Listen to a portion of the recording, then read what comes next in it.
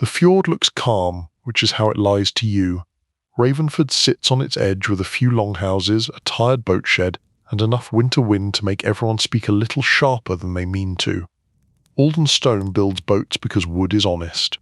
His sister Elin runs the farm because someone has to count how many meals are left before hope becomes a luxury.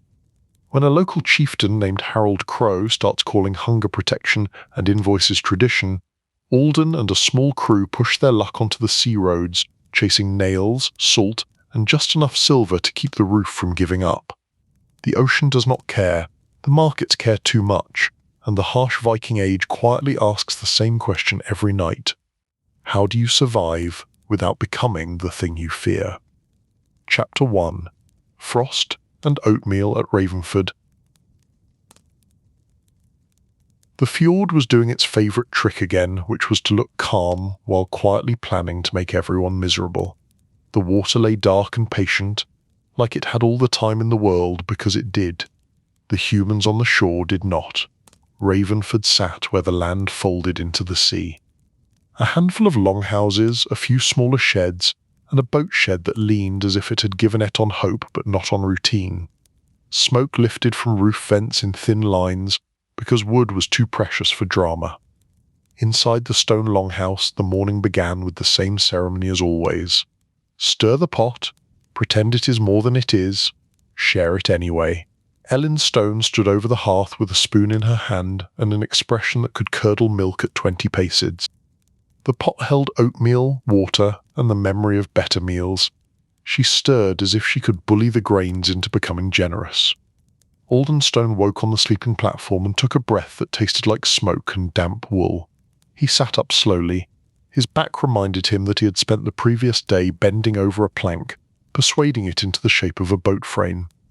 Elin glanced at him. "You are awake. Excellent. Now we can all suffer together." Alden rubbed his face. "Good morning." Elin made a sound that might have been a greeting if someone had carved the warmth out of it years ago. She filled 2 bowls and set them down. The oatmeal did not steam, it barely tried. Alden took his bowl. He ate without complaint, which was his most reliable form of optimism. Outside, the wind nudged the door, testing it. The longhouse did not give in. It had survived worse. Everyone inside it had too, which was the point, and also the problem. Alden looked around.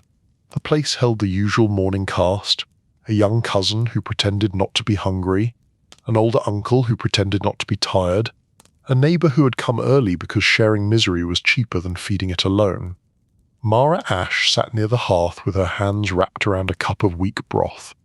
She was not family by blood, but blood was only one way to be stuck with people. Mara had arrived in Ravenford the previous spring after a winter elsewhere that had been unkind. She helped when sickness came and when cuts needed cleaning and when grief needed someone to sit beside it without making it worse. She looked up at Alden. "You are moving like a man who tried to wrestle her tree and lost." Alden chewed and swallowed. "I did not wrestle it. I convinced it." Mara nodded. "That is what the losers always say." Elin set the spoon down with sharp care. "Enough. Eat. Then work. If anyone has spare energy for jokes, you can donate it to the woodpile." The cousin smiled faintly and then hid it. Smiling was dangerous in Ravenford. People might expect it again. After the bowls were scraped clean, which was quicker than anyone wanted to admit, the longhouse spilled its people into the cold. The air bit at noses and fingers. The ground was hard with frost. The sky was pale, as if it also wished to stay in bed. Alden pulled on his outer tunic and stepped toward the boat shed. His work lived there. He was a boat builder by trade and by temperament. Wood made sense. It complained honestly. It responded to patience. It did not ask for favours and then pretend it was tradition. The shed smelled of tar and shavings. His half-finished boat frame waited, ribs curved like a giant fish skeleton. He ran a hand over the timber, smooth, strong. It would float if treated with respect. People were harder. Bram Reed arrived with a gust of cold air and too much confidence. Bram was a trader, which meant he could talk about value until the sun went down and still be wrong about what mattered. He had a grin that tried to make the world less heavy, and sometimes it almost succeeded. He clapped Alden on the shoulder. "Morning, Builder. I have news." Alden kept his eyes on the frame. "If it is good news, you are lost. If it is bad news, you are early." Bram laughed. "That is why we keep you around. You make misery sound efficient. Listen, a ship came in last night, from the south. They say there are good prices for timber and iron tools in the towns across the sea." Elin appeared at the doorway as if she had been summoned by the word prices. Her eyes narrowed. "Who says?"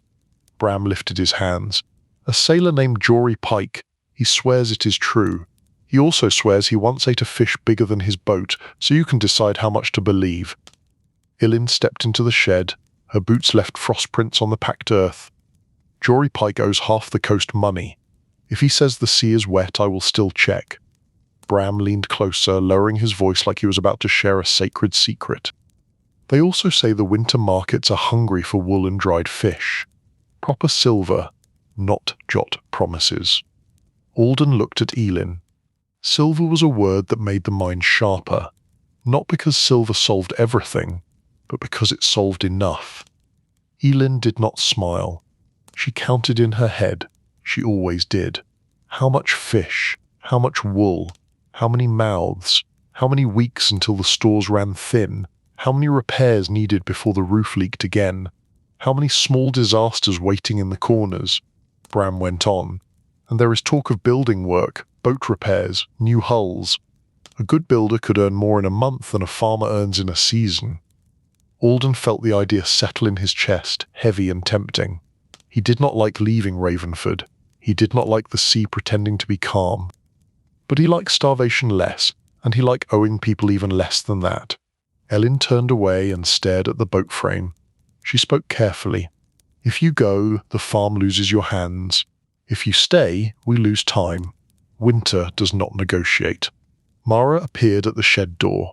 She had a bundle of cloth and herbs tucked under her arm. I heard the word winter and assumed someone was about to make a bad decision. Bram bowed slightly. "Mara Ash, you wound me." Mara walked in and set her bundle down. "I will take my chances." "What is happening?" Alden explained in simple terms. "Trading voyage, work in foreign ports, silver to bring home, risk paid in cold and salt, and the kind of fear that does not make noise." Mara listened without interrupting. When he finished, she nodded once. "If you go, bring bandages.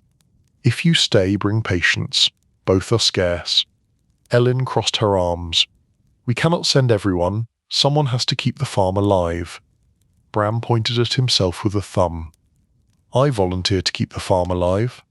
Elin looked at him. "No." Bram blinked. That was quick. Elin spoke as if she were explaining to a stubborn goat. "You are useful when you are far away, turning words into fish and cloth. Here, you will trade our last barrel of oats for a story about how good the deal will be next week." Bram sighed. "You have a gift, Elin. It is a cruel gift, but it is real." Alden tried to soften it. "Bram can help on the voyage. He knows the routes." Bram brightened. "Exactly. I know the routes, I know the people, I know what to say." Mara raised an eyebrow. "Knowing what to say is not the same as knowing when to stop." Bram placed a hand over his heart. "I stop all the time." Mara stared until he shifted his weight. "I stop eventually." Elin moved closer to Alden. Her voice was lower now, meant for him. "If you sail, you do it right. Not desperate, not reckless. You take a crew that listens, you take supplies, you leave before the fjord freezes more, and you come back before spring turns to mud." Alden nodded. "I will." Elin exhaled through her nose. That was not agreement, that was a promise. Promises were not free either. Later that day, Alden walked the shore, checking the water and the sky like they were suspicious neighbours. He watched gulls circle and dip. Birds had the advantage of leaving when they wanted. Harold Crow arrived in the afternoon with 2 men, and the kind of presence that suggested the land itself had invited him. He wore a heavy cloak and a polite expression that did not reach his eyes. Elin met him outside the longhouse. She did not bow, she did not rush. Her stillness was her weapon. Harold smiled. "Elin Stone, I hear your brother is building boats again." "Good. Ravenford needs strength. Elin replied. Ravenford needs food. Harold laughed softly, as if she had told a clever joke instead of a truth. Yes, food, and order, and loyalty. You know how it is. Alden came up behind Elin, wiping his hands on a cloth. Harold Crow. What brings you? Harold turned to him. Alden Stone. Your hands are skilled. Skilled hands should serve the community. There are dues this season, more than usual. Elin did not blink. More than usual is what people say when they want to sound reasonable. Harold kept smiling. The coast has been unsettled. Travellers, rival chiefs, the usual noise. I provide protection. Protection has costs. Alden felt the quiet tighten. Protection was a word that could mean safety or pressure, depending on who said it. Harold continued. I will take 2 barrels of dried fish and a bundle of wool by the next full moon. Elin answered. We do not have 2 barrels to spare. Harold looked at her as if she were a child trying to barter with winter. Then you will find them. Mara stood in the doorway watching. Her hands were clean, which meant she had chosen not to work on a cut or a fever at that moment. She had chosen to witness. Alden spoke carefully. Harold, we have had a lean season. The traps were poor. The herd is small. Harold nodded with a sympathy that felt practiced. Then perhaps you will take a voyage, earn silver, buy fish, pay your dues. Everyone wins. Elin narrowed her eyes. You are not offering advice. You are placing a hand on the scale. Harold sighed. Elin, always blunt. It is charming, in a way that makes men regret their choices. Alden felt heat rise in his chest, but he kept his voice level. If we take a voyage, it will be for our survival, not to fatten your storehouse. Harold stepped closer. His men stayed back, but their silence was part of him.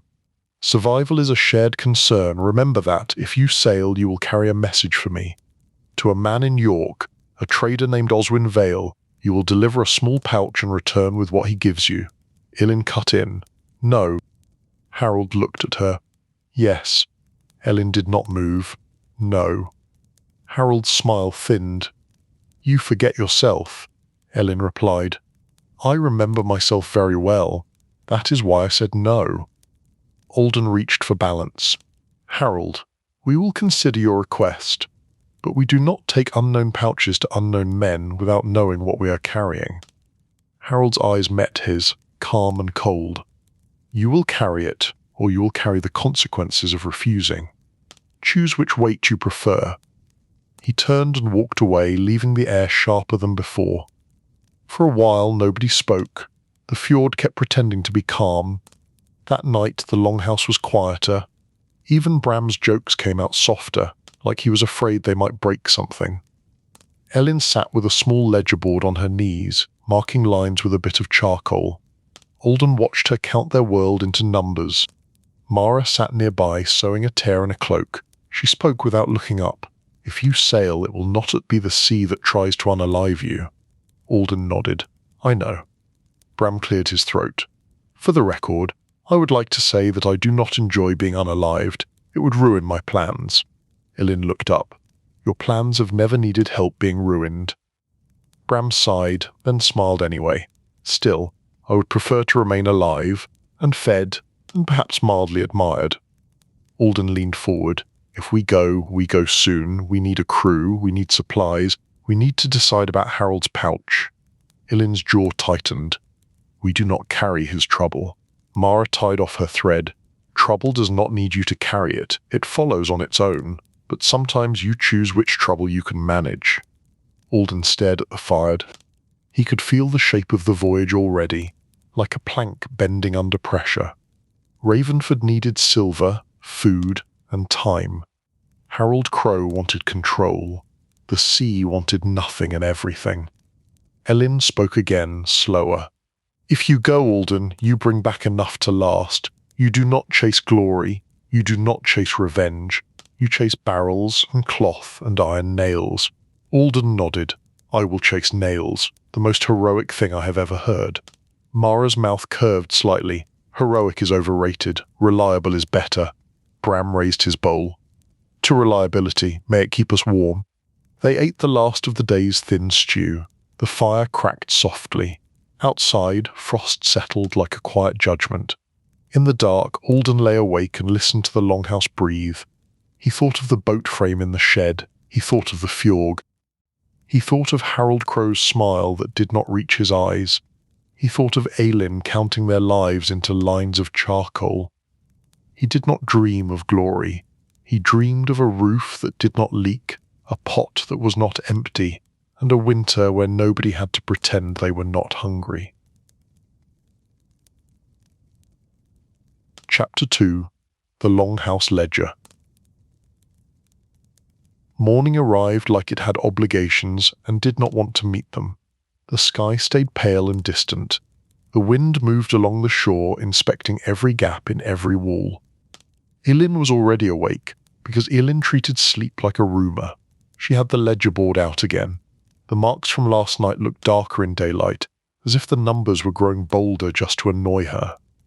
Alden stepped outside and saw the sheep clustered near the fence, heads down, searching for grass that had politely resigned for the season. He walked the perimeter, checking posts and knots. Small failures became large problems quickly in winter. This was the Viking Age, where most disasters started with something simple like a loose rope. Bram found him by the fence, rubbing his hands together. "I have been thinking," Alden said. "That is never the beginning of good news." Bram pretended to be wounded. "You hurt me again. I was thinking about the voyage. Routes, markets, timing. We could do this cleanly." Alden looked at him. "Cleanly is a strong word. The sea is never clean. It is just wet and judgmental." Bram grinned. "Fine. Less dirty than usual. We sail to Orkney first. Safer crossing, then down toward York. York has a big market and people who pretend they do not need you while they count your fish." Alden nodded. "Reasonable. But we need supplies." Bram waved toward the longhouse. "Elin has supplies. Elin has everything. If Elin does not have it, it does not exist." Alden almost smiled. He stopped himself out of respect for their circumstances.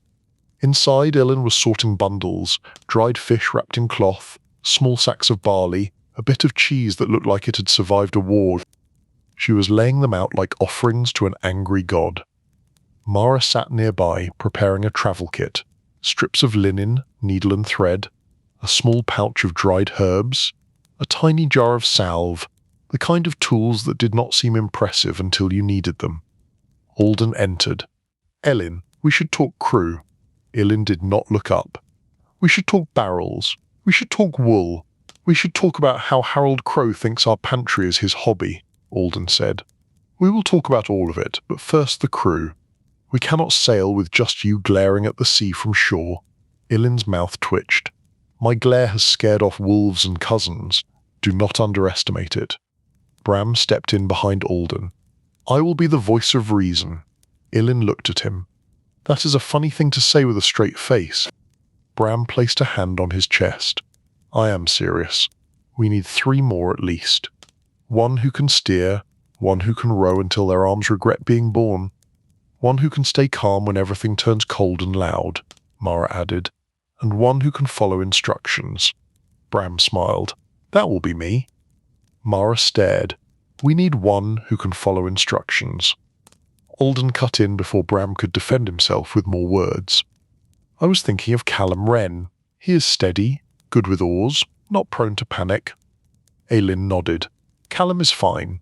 He has the emotional range of a wooden spoon." "That helps," Bram added. "I know a man named Hugh Tanner. Worked in York once. Speaks enough English to argue with a goat." Alden asked, "Can he keep his mouth shut?" Bram shrugged. "Not always, but he can be useful." Mara spoke quietly. "I will go." Elin looked up sharply. "No." Mara met her eyes. "Yes." Elin's voice was hard. "The farm needs you," Mara replied. "The voyage will need me more, and the farm needs the voyage to succeed. Also, you can boil water and tell people to rest. You already do that." Elin's glare increased. "That is not healing." Mara nodded. "It is a large part of healing." Alden watched them, feeling the familiar tug between staying and leaving.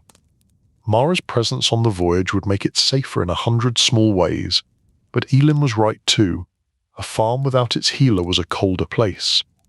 Mara continued, still calm. I have no family here that I cannot carry in my thoughts, and I do not like Harold Crow. I prefer to be present when people like him start counting on silence. That last part landed. Elin looked down at the ledger again, as if the lines might offer an answer. Alden spoke gently. Mara, if you go, you bring only what you need. We cannot spare weight. Mara smiled faintly. I am not bringing a bed, Bram muttered. A pity.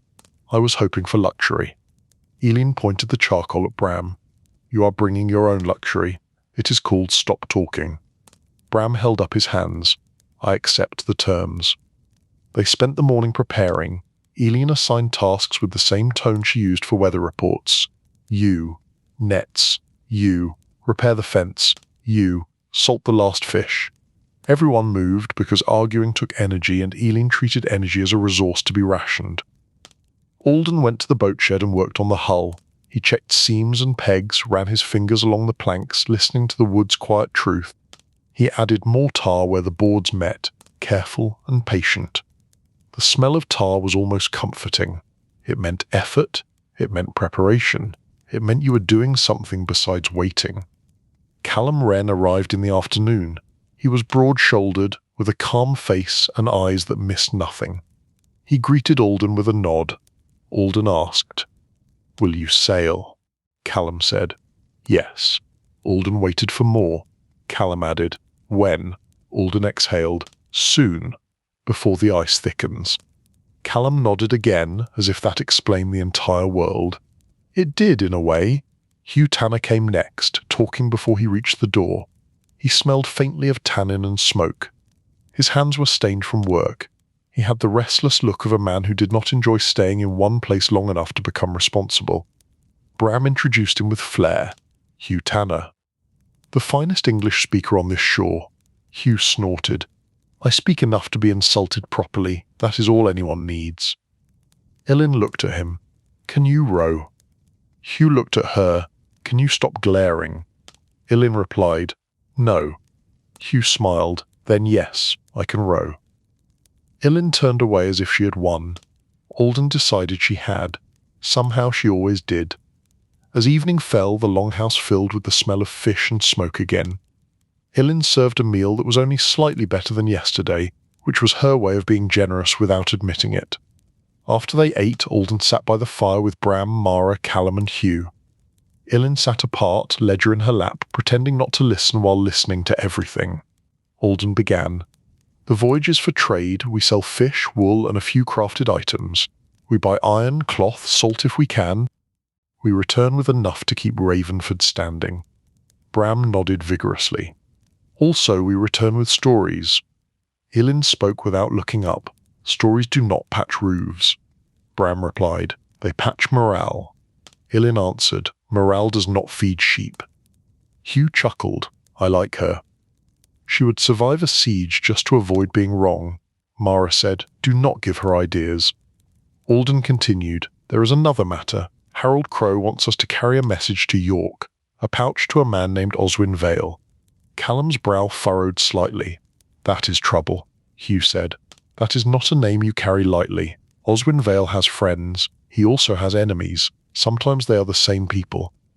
Bram tried to sound casual. We could do it. It might make Harold easier to deal with. Elin snapped her gaze up. It might make Harold harder to escape. Bram spread his hands. If we refuse, he squeezes us. If we accept, he claims us.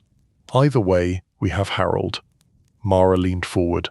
Not exactly. If you accept, you owe him. If you refuse, you challenge him. There is a difference. Owing lasts longer. Alden stared at the fire. He could almost feel Harold's pouch in his hand, even though it was not there yet. Small, heavy, the kind of weight that changed your path. Hugh cleared his throat. What is in the pouch? Alden said. We do not know. Hugh shrugged. Then do not carry it. I am a simple man. I prefer my trouble visible. Callum added. Better to be cold than owned. Bram looked at Alden. We still need Harold off our backs. He controls the shore.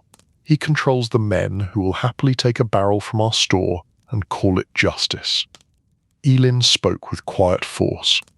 Harold controls people who let him. He is not a god, he is a man with a cloak and a habit, Bram said. Yes, a habit of making people regret refusing him. Elin's eyes did not soften. Then let him regret pushing her. I am tired of being polite to wolves. The fire cracked. A log shifted and dropped a small shower of sparks. Everyone watched it fall, as if it were a lesson. Alden finally spoke. We do not carry the pouch. We sail for trade. If Harold wants payment, he can take it from our hands here, in daylight, where everyone can see what kind of protector he is. Bram looked worried. That is bold, Elin said. That is honest. Mara nodded. Honest is sometimes the only shield you have. Hugh smiled. Good. I did not want to arrive in York carrying someone else's secrets. I would rather carry fish. Fish only smell bad. Secrets rot. Callum nodded once more. Then it is settled. Elin's shoulders eased just a fraction. Not relief. She did not do relief, but something close. The next day was all preparation and no romance. Alden checked the boat again. He tightened rope, secured the mast, inspected the steering oar. He packed tools because tools were a builder's comfort. A hammer, wooden pegs, a small adze, a whetstone. The basics of staying useful. Elin sorted supplies into neat piles. She tied bundles with the kind of knots that suggested she did not trust the world to hold itself together. She wrote marks on the ledger board and muttered numbers under her breath. She measured food like it was an argument she intended to win. Mara packed her healing kit and added extra cloth. She tucked in a small charm made of bone and thread, not because she believed in magic, but because people did, and belief could be medicine. Bram collected trade goods and practiced smiles in the reflection of a water bucket. He also practiced looking humble, which did not come naturally and therefore took effort. Hugh helped load the boat and complained the entire time, which in his case meant he felt comfortable. Callum worked silently and efficiently, like a man who had already accepted the sea's opinion of him. As the sun dropped, Alden walked the shoreline with Elin. The fjord had turned a deeper blue, almost black. The cold carried the smell of salt and distant kelp. Elin spoke first. You will come back? Alden answered, Yes. Elin stopped walking and faced him. Do not promise if you cannot keep it. Alden held her gaze. I promise because I intend to keep it, not because it is easy. Elin looked away toward the water. This place is hard, but it is ours. Do not let foreign towns make you forget that, Alden said. I will not. Elin's voice softened only slightly. Bring nails, bring cloth, bring salt, and bring your stubborn head home, because I am not training a new brother. Alden almost laughed, but the sound came out quiet. I will bring my head. The rest of me will follow. They walked back to the longhouse in silence. Inside, the fire was low. The air smelled of smoke and wool and the kind of worry that settled into the rafters. Before sleep, Mara spoke to Alden by the door. You chose to refuse Harold's pouch. That will not end the problem. Alden nodded. I know, Mara said. But it might change the shape of it. Sometimes that is all you get, Alden replied. Sometimes that is enough. Mara touched his arm briefly, then let go. Rest. Tomorrow you meet the sea. The sea likes tired people. They taste like mistakes, Alden managed a small smile. Comforting. Mara's eyes were calm. I try. That night Alden slept lightly. In his dreams he saw the boat sliding into dark water. He saw hands pulling ropes. He heard Elin's voice counting, always counting. He heard Bram's voice talking, always talking. He heard Mara's steady quiet, the sound of someone who did not panic because panic was not helpful. When morning came, the cold was sharper. The fjord still looked calm. The fjord always looked calm. It was rude like that. Chapter 3. The Thing at Stonefield. The road to Stonefield was not really a road. It was a suggestion made by tired feet over many seasons, pressed into the earth and then ignored by the first snowfall that felt offended by human plans. Alden walked with Callum Wren at his side.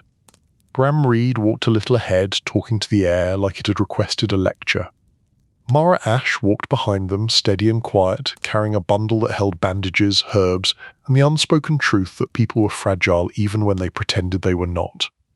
Elin stayed at Ravenford, because someone had to keep the roof from falling into the Oatmeal. She had watched them leave with the same expression she used for storms, which was not fear exactly. It was more like the look of someone measuring the damage in advance so she could complain efficiently later. The thing at Stonefield was held on a low rise where the ground was firm enough to stand on without sinking into mud. That was the highest standard most assemblies aimed for. The field itself was ringed by stones that had been there longer than the arguments, which was saying something. Men and women gathered from nearby farms and hamlets. Some came to settle disputes, some came to hear news, some came because the thing was where you learned what kind of trouble was coming next. Winter had a way of arriving without invitations, but trouble like an audience.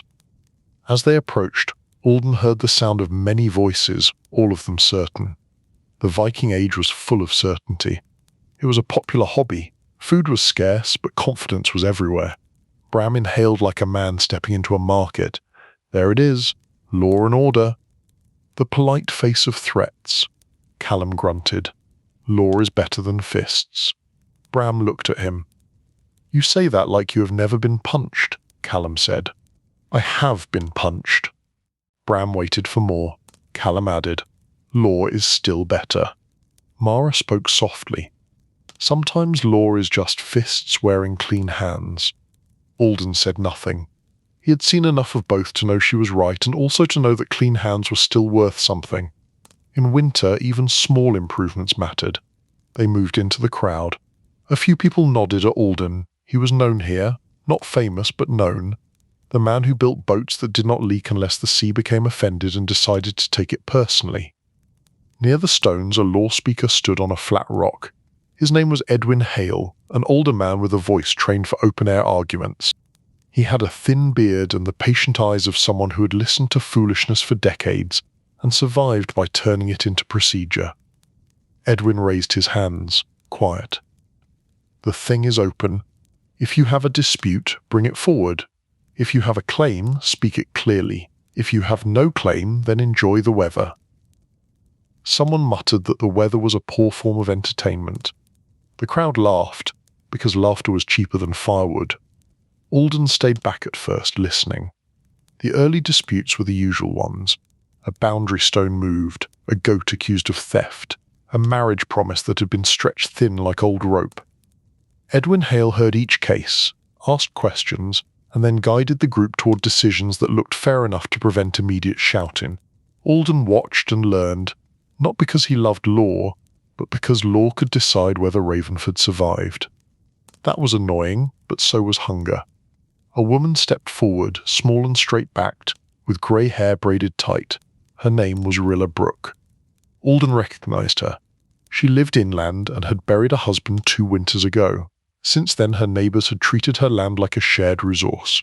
Widows were always surrounded by helpful people with very active hands. Rilla spoke in a clear voice. My neighbour Finn Sutter has been cutting my trees. Finn Sutter stepped forward. A broad man with a red nose and the look of someone who had never lost an argument in his own head, he replied quickly. The trees are close to the boundary. I took only what was leaning on my side. Rilla did not flinch. Your side has grown wider every week. A few people snorted. Edwin Hale held up a hand. He looked at Finn. Do you have witnesses? Finn gestured toward 2 men who stepped forward with the eager expression of people who had been promised meat later. Edwin then looked at Rilla. Do you have witnesses? Rilla said. I have stumps. They do not speak, but they are honest. The crowd murmured. Alden felt his mouth tighten. Wood was honest, people were not. Edwin sent a few men to inspect the boundary stones. While they walked away, he kept the crowd busy with another case. A young man accused another of taking a fishing net. The accused replied that the net was on the shore, which meant it belonged to the sea, which meant everyone could borrow it. This was an argument that sounded clever, until you remembered that winter existed. When the inspectors returned, they reported that the boundary stone had been shifted. Finn Sutter looked offended, as if the stone had done it on its own out of spite. Edwin Hale spoke. The stone is moved. Finn Sutter, you will return wood to Rilla Brook, and you will replace her boundary stone to its proper place. You will also provide 1 day of labour to her farm before the next new moon, to remind your hands where they belong. Finn's face reddened. That is harsh, Edwin replied. Harsh is cutting her trees and expecting her to smile. This is fair.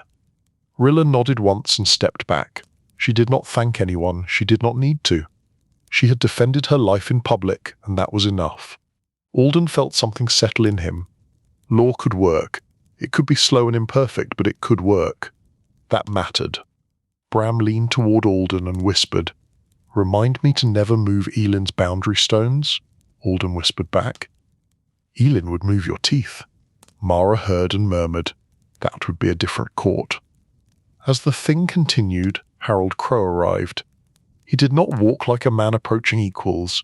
He walked like a man approaching property that had not realized it was his yet.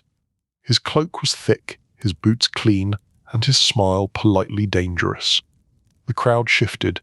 Some people nodded quickly, some looked down, some watched carefully, hoping to learn which way the wind would blow so they could pretend they had agreed with it all along. Harold stepped onto the open ground near the stones. Edwin Hale nodded at him, not warmly, but with the stiff respect that kept things from falling apart. Harold raised his voice. "Friends, neighbours, I bring word. The coast remains unsettled. Traders report trouble to the south. Men with hungry eyes, I will be strengthening our defences." A few people murmured approval.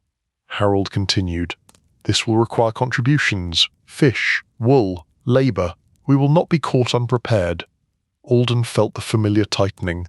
Harold was good at turning fear into payment. Edwin Hale spoke carefully. "Harold Crow, the thing can hear your request, but contributions should be agreed by those giving them." Harold smiled. "Of course, we will agree. We always agree when we care about our families." That was the trick. If you disagreed, you did not care about your family. It was an impressive piece of logic. It was also garbage. Harold's gaze found Alden. He walked over with calm purpose. Alden did not move. He stood with Callum and Mara and Bram. He did not want to look like he was running. He also did not want to look like he was challenging Harold in front of everyone. There were many ways to be foolish. Alden preferred the kind that did not get his roof burned in the night. Harold stopped a few steps away. "Alden Stone, I hear you are preparing a voyage." Bram opened his mouth, likely to decorate the truth with a story. Mara cleared her throat softly. Bram closed his mouth. "It was a miracle, and everyone pretended not to notice."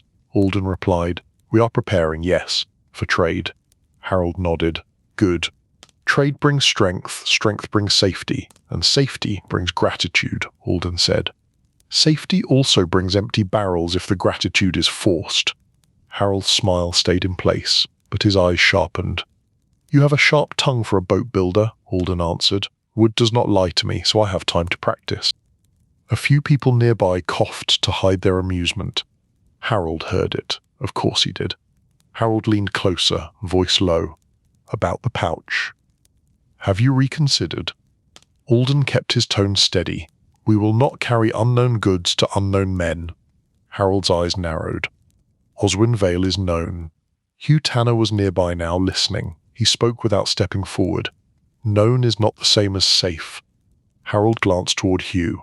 "You are not one of mine," Hugh replied. "I am one of myself." "That is already enough trouble." Harold returned his attention to Alden.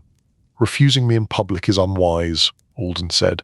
"I am not refusing you in public, I am refusing you in daylight, which is different. In public suggests I want an audience. In daylight suggests I want the truth to be visible." Harold's smile thinned. "Truth is a flexible thing." Mara spoke quietly. "Not as flexible as you hope." Harold looked at her. "Mara Ash, a healer. I respect your work." "People who keep others alive are useful," Mara replied. "People who keep others afraid are also useful. I still do not respect them." The air went tight. Several heads turned. Someone shifted their feet. A raven called from a nearby tree, because even the birds enjoyed a little tension. Edwin Hale stepped forward, voice louder, claiming authority. "The thing is not a place for private threats. If you have a claim, speak it as a claim." Harold turned to Edwin with a polite nod. "Of course, I have a claim." Alden Stone's farmstead owes dues for protection, 2 barrels of dried fish and a bundle of wool by the next full moon.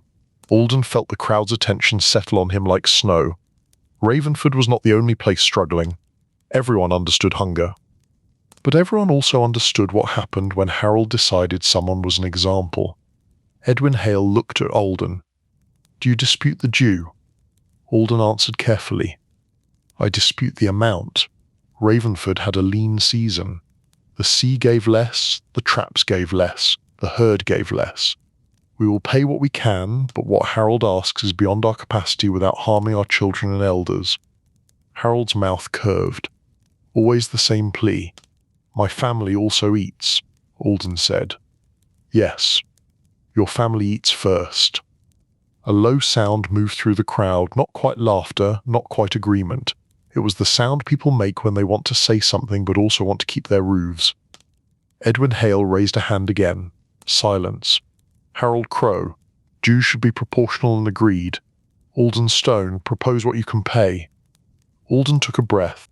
He could feel Hewlin's counting in his mind, like a steady drum. If he offered too little, Harold would squeeze harder. If he offered too much, Ravenford would starve.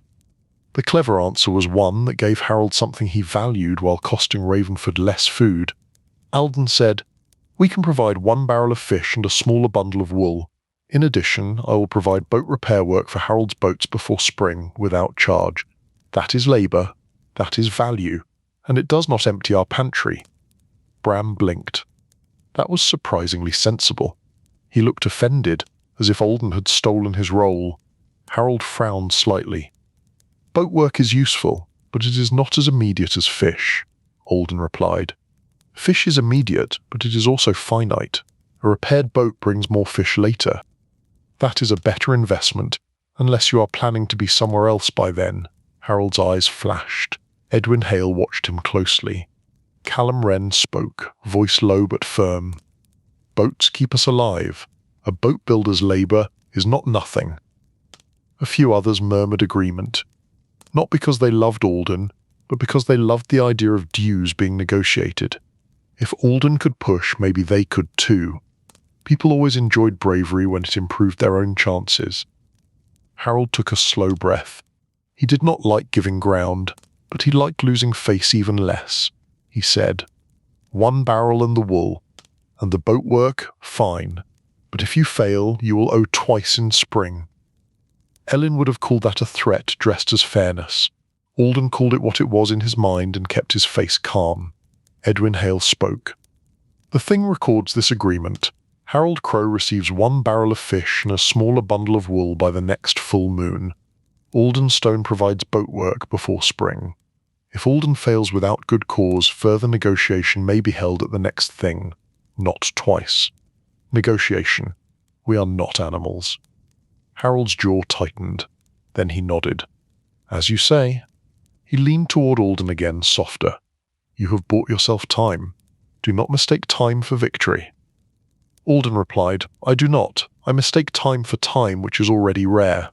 Harold stepped back and turned away, cloak sweeping behind him like a curtain closing on a play that would continue later. His men followed. The crowd exhaled, not fully, just enough to keep breathing. Bram let out a careful sigh. "You handled that well. I hate that. It makes me feel unnecessary," Mara said. "You are still unnecessary. But now you can be unnecessary and quiet." Bram looked wounded. "I am being attacked by the healer," Hugh Tanner muttered. "You will live," Callum said. "Probably." They stayed through the end of the thing, more disputes, more small decisions that kept people from turning on each other in the long dark season. Alden listened and watched and learned how much of survival was really just agreement. Agreement to share, agreement to stop, agreement to not let the worst voices win. On the walk back toward Ravenford, Alden felt the weight of the negotiated deal. It was lighter than Harold's demand, but it was still weight. Mara walked beside him. "You did a good thing," Alden asked. "Which part?" Mara replied. "You did not bow, you did not swing at him, you did not pretend he is a god. You treated him like a man who can be negotiated with, which is the only way men like him ever learn their limits," Bram added. Also, you said the line about being somewhere else by spring. That was bold. I admired it, quietly. Alden said, "Do not admire it out loud. Harold hears admiration like a dog hears meat." Hugh laughed once.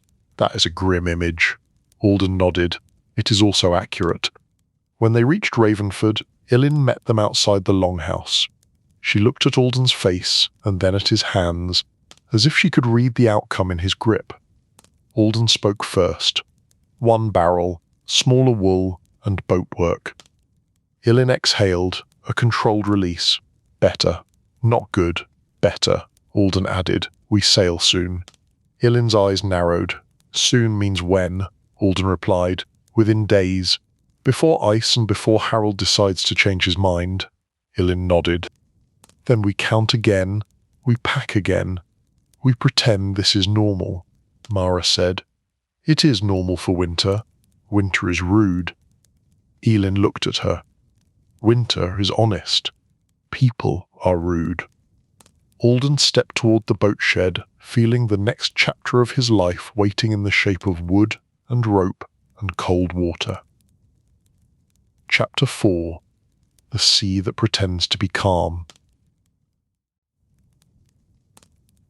Launch day did not arrive with fanfare. It arrived with cold fingers and a pale sky, as if the world was trying to pretend nothing important was happening. This was a common strategy. It rarely worked. Alden woke before dawn. The Longhouse was quiet except for the soft sounds of people breathing and the occasional shift of someone dreaming of better meals. He rose, pulled on his tunic and stepped outside. The air smelled of salt and frost. The fjord lay smooth, dark, and almost polite. Alden did not trust it. He had built boats. He knew that what looked smooth was often just waiting. At the boat shed, the hull sat ready. Not perfect, but sturdy, like most things in Ravenford. Callum Wren arrived first, silent and solid. He carried a coil of rope and an expression that suggested he had already accepted whatever happened next. Hugh Tanner arrived next, complaining about the cold as if the cold had asked for his opinion. Bram Reed arrived last, somehow already talking. Elin came down to the shore with a bundle of supplies and the same steady glare she used for all major life events. Mara Ash walked with her, carrying her kit and a small sack of dried food. Alden greeted Elin. She did not hug him. Hugging was for warm seasons and softer families. Instead, she thrust a bundle into his arms. She said, "Food, cloth, a little salt. Do not waste it. Do not trade it for stories." Bram placed a hand on his chest. "I would never." Elin looked at him. "You would." Bram lowered his hand. "I would, but I will try not to." Elin turned to Alden. "You will send word if you can." Alden nodded. "If there is a way." Elin's mouth tightened. "There is always a way, if you do not die," Alden replied. "Then I will not die." Mara stepped closer, voice low. "Try not to say that like a challenge. The sea loves a challenge." Alden almost smiled. He did not, because Elin was watching. They loaded the boat. Bundles were tied down, barrels were secured, tools were tucked into safe corners. Everyone moved with careful efficiency, because dropping something into the fjord would be embarrassing and also expensive. When everything was ready, they dragged the boat toward the water. The hull slid over rollers with a low groan. It sounded like the boat was complaining, which was fair. Bram pushed hard and said, "Come on, we made you. You owe us," Hugh muttered. "Nothing owes you anything. That is why you keep suffering." The boat kissed the water and floated, steady and calmed. Alden felt a small relief. The first truth of a boat was whether it wanted to be a boat. This one did. Elin stood at the edge of the shore. She did not wave. She held her hands still, fingers curled lightly. Her eyes were fixed on Alden, and her face was carved with the command to come back. Alden stepped into the boat. Callum and Hugh followed. Bram hopped in with a flourish that suggested he believed the sea enjoyed showmanship. Mara stepped in last, balanced and calm. Alden took the steering oar and looked back one more time. He saw Elin, smaller against the longhouse in the hills, and he felt the pull of home like a rope around his chest. Then he turned forward. They pushed off. The shore slid away. For a while the fjord was kind, the boat moved smoothly, the oars dipped and rose. The rhythm of rowing settled into their bodies. It was work, but it was honest work. Honest work was almost comforting. Bram talked because Bram could not leave silence alone. Silence made Bram nervous, and Bram responded to nervousness by trying to sell it something. He said, "You know, I once sailed this route in spring. The sea was gentle. It was like rowing on polished stone." Hugh replied, "That sounds like a terrible place to row." Bram frowned. "You are missing the spirit," Hugh said. "I am preserving my sanity." Mara spoke softly. "Let him talk. It keeps his fear busy." Bram brightened. "Thank you. Someone appreciates me," Mara added. "I appreciate you as a distract." A boat was not just wood. It was people moving together, agreeing on a rhythm. When the rhythm was good, the boat felt like it had one body. By midday they were beyond the shelter of the fjord walls. The open sea spread out, grey and wide. The wind picked up, sharp and salty. Alden raised the sail and felt the boat lean into it. Hugh watched the horizon. Clouds sat low, smeared across the sky. He said, "Weather is coming." Bram tried to sound confident.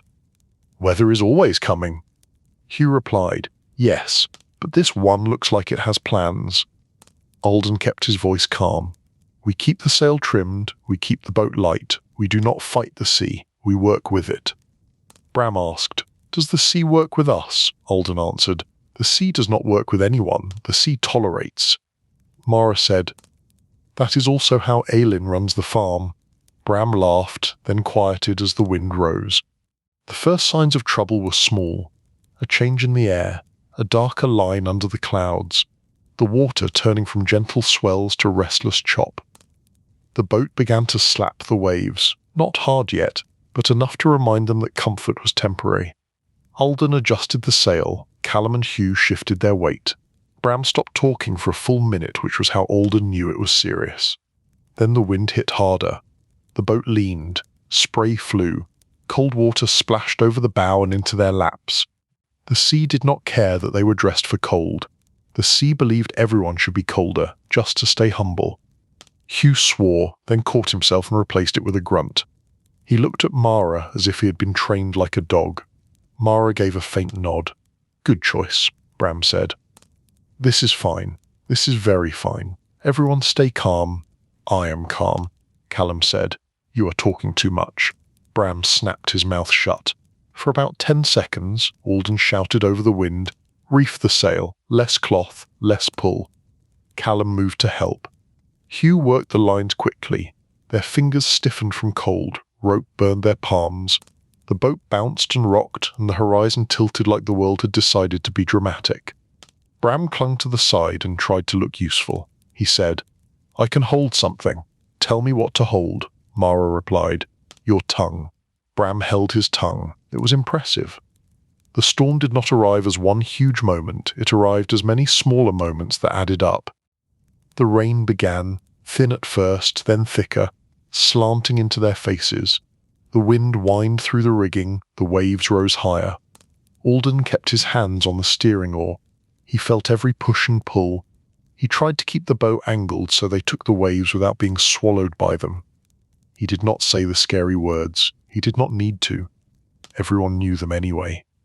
A larger wave lifted the boat and dropped it hard. The hull shuddered. A crack sounded, not wood breaking, but something shifting. Alden's heart jumped. Hugh shouted. "That did not sound good," Alden replied. "Helpful." Mara leaned forward, eyes sharp. What shifted? Alden scanned the boat. He saw it. One of the lashings on a bundle had loosened. A barrel had rolled slightly and knocked against a support. The support was still in place, but the barrel was now a threat with round edges. Alden shouted, "Secure that barrel, now." Callum moved with calm speed. He wedged the barrel and tightened the rope. Hugh helped, pulling hard, fingers red. Bram hovered like a worried bird. Bram said, "I can help." Hugh snapped. "Then help. Pull." Bram grabbed the rope and pulled with effort. His face went pale.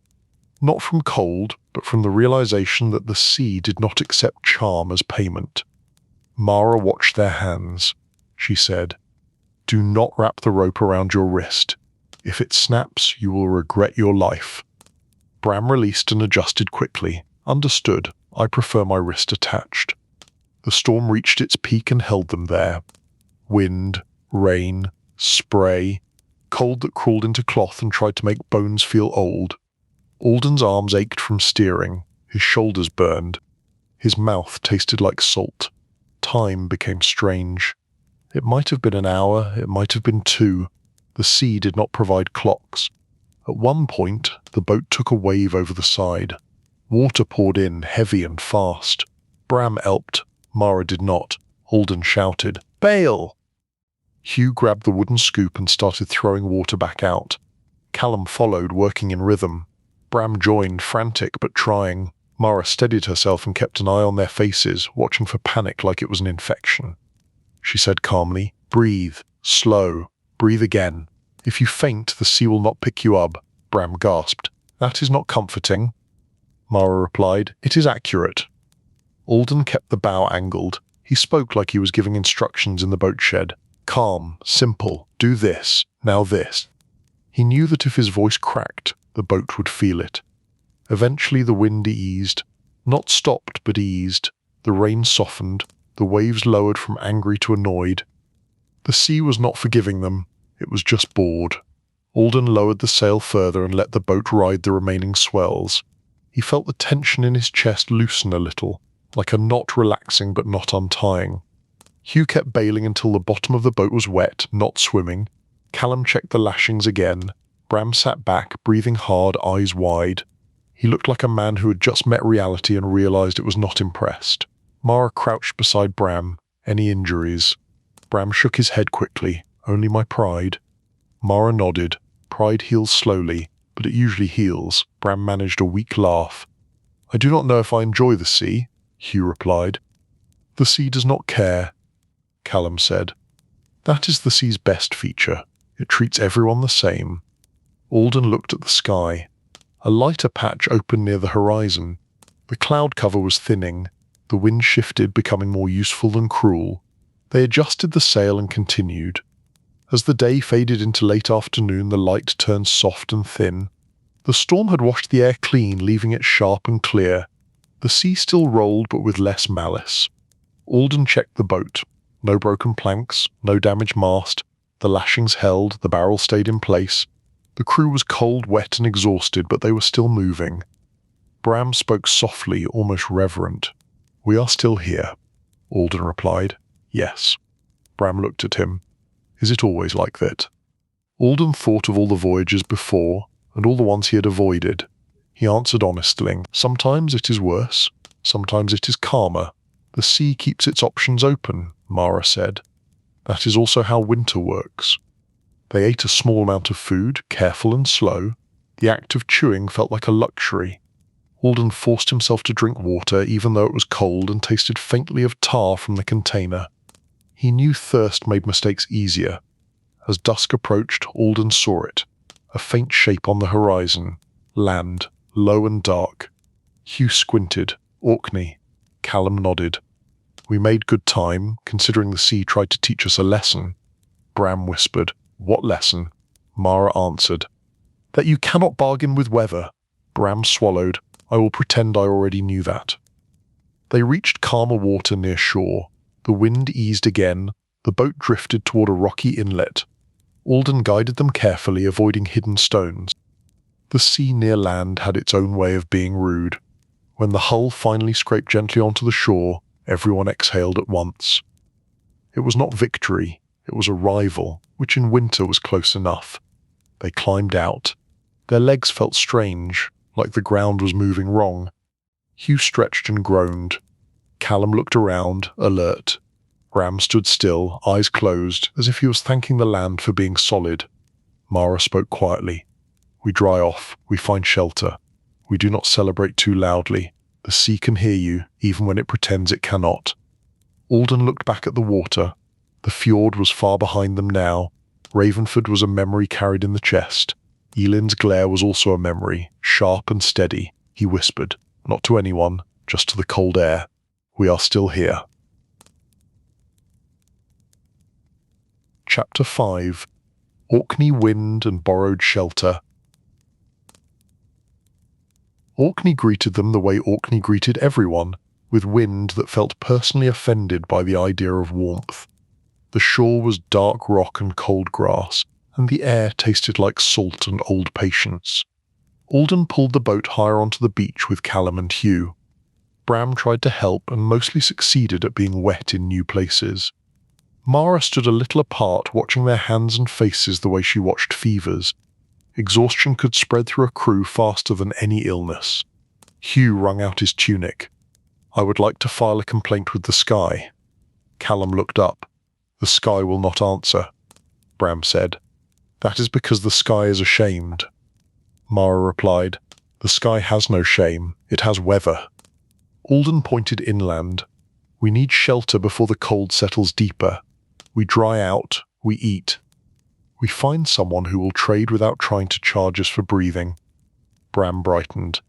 I can handle that part, Mara said.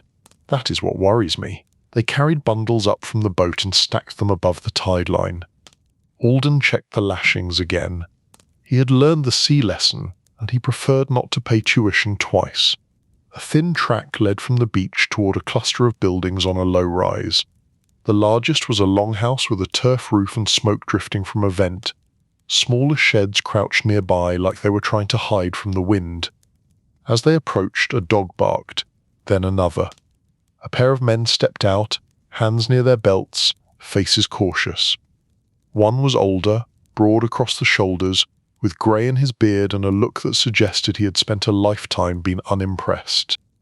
The other was younger, leaner, and curious in the way young men often were when trouble arrived. The older man called out. You are late for the summer. Bram stepped forward with a careful smile. We heard summer was overrated. The older man snorted once, which might have been a laugh. Who are you? Alden answered. Traders from Ravenford. We need shelter for the night and a chance to dry. We can pay in fish and work. The older man studied them. His eyes lingered on the boat, and then on Alden's hands, which were rough with honest skill. He nodded slightly. I am Ewan Thorne. This is Kirkstead. If you bring trouble, you will take it back with you, Bram said. We are very good at taking trouble with us. It follows naturally. Mara cleared her throat. We are tired. We want warmth and a quiet corner. We will be gone soon. Ewan Thorne looked at Mara, then nodded again. A healer. Good. We have a cough in the house and a child who thinks hunger is a hobby. Come in, but do not crowd my hearth like seagulls. Inside, Kirkstead smelled of smoke, damp wool, and barley bread. Warmth hit them like a gentle shove. Alden felt his fingers begin to sting as they warmed, which was the body's way of reminding him that pain was always available. A woman moved near the hearth, stirring a pot. She looked up with tired eyes and a steady face. Ewan said, This is Lysa, my wife. Be polite. Bram bowed slightly. I am always polite. Lysa looked at him. Then you are doing it wrong. Hugh coughed a laugh and then looked at Mara as if he had made a risky choice. Mara did not scold him. She only watched the child by the wall, thin and quiet, who was staring at their wet clothes like they were something expensive. Mara spoke gently to Lysa. You said a cough. Lysa nodded toward an older woman on a sleeping platform. My mother. It is not new, but it is worse in cold. Mara moved over, asked simple questions, and listened. The older woman wheezed softly, eyes half closed. Mara touched her wrist, checked her breathing, and nodded. Smoke and cold. I can help with steam and herbs. She needs air that does not burn her lungs. Hard to find in a longhouse, I know. Ewan grunted. The wind would take the roof if we opened the vents more. Mara replied. Then we make smaller changes. We keep her near the vent when the wind allows. We keep her away from thick smoke. We keep her warm. And we do not pretend it will fix itself. Lysa's shoulders eased a little. Thank you. Alden sat near the hearth, hands extended to the heat. Callum and Hugh did the same, silent and practical. Bram began talking with the younger man, who introduced himself as Rowan Thorne, Ewan's son. Rowan Thorne asked, "You came from Norway?" Bram nodded. "Yes, Ravenford." Rowan Thorne looked impressed. "I have never sailed that far," Hugh muttered. "Be glad, the sea has opinions." Rowan Thorne asked, "Is it true you raid?" Alden answered before Bram could decorate the truth. "We fish, we trade, we survive. Some men raid, some men count barrels. Most men just get cold and pretend it is fine." Rowan Thorne blinked, then smiled slightly. "That sounds less exciting," Mara said. "Exciting is a trap." Bram pointed at Mara as if she had proven his point. "See. The healer agrees with me. Life is full of traps," Mara replied. "That is not what I said, but it is still true." They ate a simple meal. Barley porridge, dried fish, a little bread. It tasted better than it would have at Ravenford, mostly because it was warm and because they did not have to measure every spoonful in their heads. After the meal, Ewan Thorne spoke with Alden near the door. "You said you can pay with work." "What work?" Alden said. "Boat work. Repairs. Caulking. Anything on wood that needs honest hands." Ewan nodded toward the shore. "My neighbour has a small boat with seams that leak when the tide is high. He blames the sea blames him. If you fix it, I will give you a sack of barley and a small wheel of cheese." Bram drifted closer, hearing barter like a dog hearing meat. "We can also trade fish for wool." Ewan looked at Bram. "I do not need wool. I need oil and salt, and I need my son to stop thinking he can live on stories," Rowan Thorne protested. "I can live on stories," Lysa said. "You can live on stories after you have eaten." Rowan Thorne fell quiet, defeated by the universal law of mothers. Bram tried again. "We have fish. We can offer fish for oil and salt." Ewan considered. "Oil is scarce, salt is scarcer, but I can ask around. Some men keep salt hidden like it is a second wife," Hugh said. "That sounds like a poor second wife." Callum spoke for the first time in a while. "People keep what keeps them alive." Ewan nodded. "Exactly. Still, if you fix the boat and you do not cause trouble, I will speak for you. On Orkney, a stranger without a voice is just another piece of driftwood." Alden accepted. "Thank you." The night settled. The wind pressed at the walls. Inside, the longhouse breathed and shifted and creaked like a ship on land. Alden lay on a platform near the far end, listening to strangers sleep. It felt wrong and also familiar. Many nights on the sea were like this, resting beside people you did not fully know, trusting that trust would hold. In the early hours before dawn, Alden woke to a low sound near the door. Not loud, but wrong. He sat up. The fire was low. Shadows moved. He saw it. A man crouched near their bundles, fingers working at a knot. Alden rose quietly and stepped forward. His voice stayed calm. "Put that down." The man froze, then straightened slowly. He was not from Kirkstead. His face was sharp, his eyes quick. He held a small pouch in his hand. Not Harold's pouch. Alden felt a grim relief and an immediate irritation. It was still theft. It was still trouble. The man said, "I thought it was mine."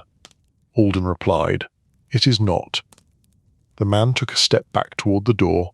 Alden moved with him, blocking the path without touching him. He did not want a fight in a stranger's house. He wanted the problem to end without waking everyone and turning the night into a spectacle. Bram's voice came from the darkness. "Are we being robbed? I feel like we are being robbed." Hugh sat up with a sigh. "Of course."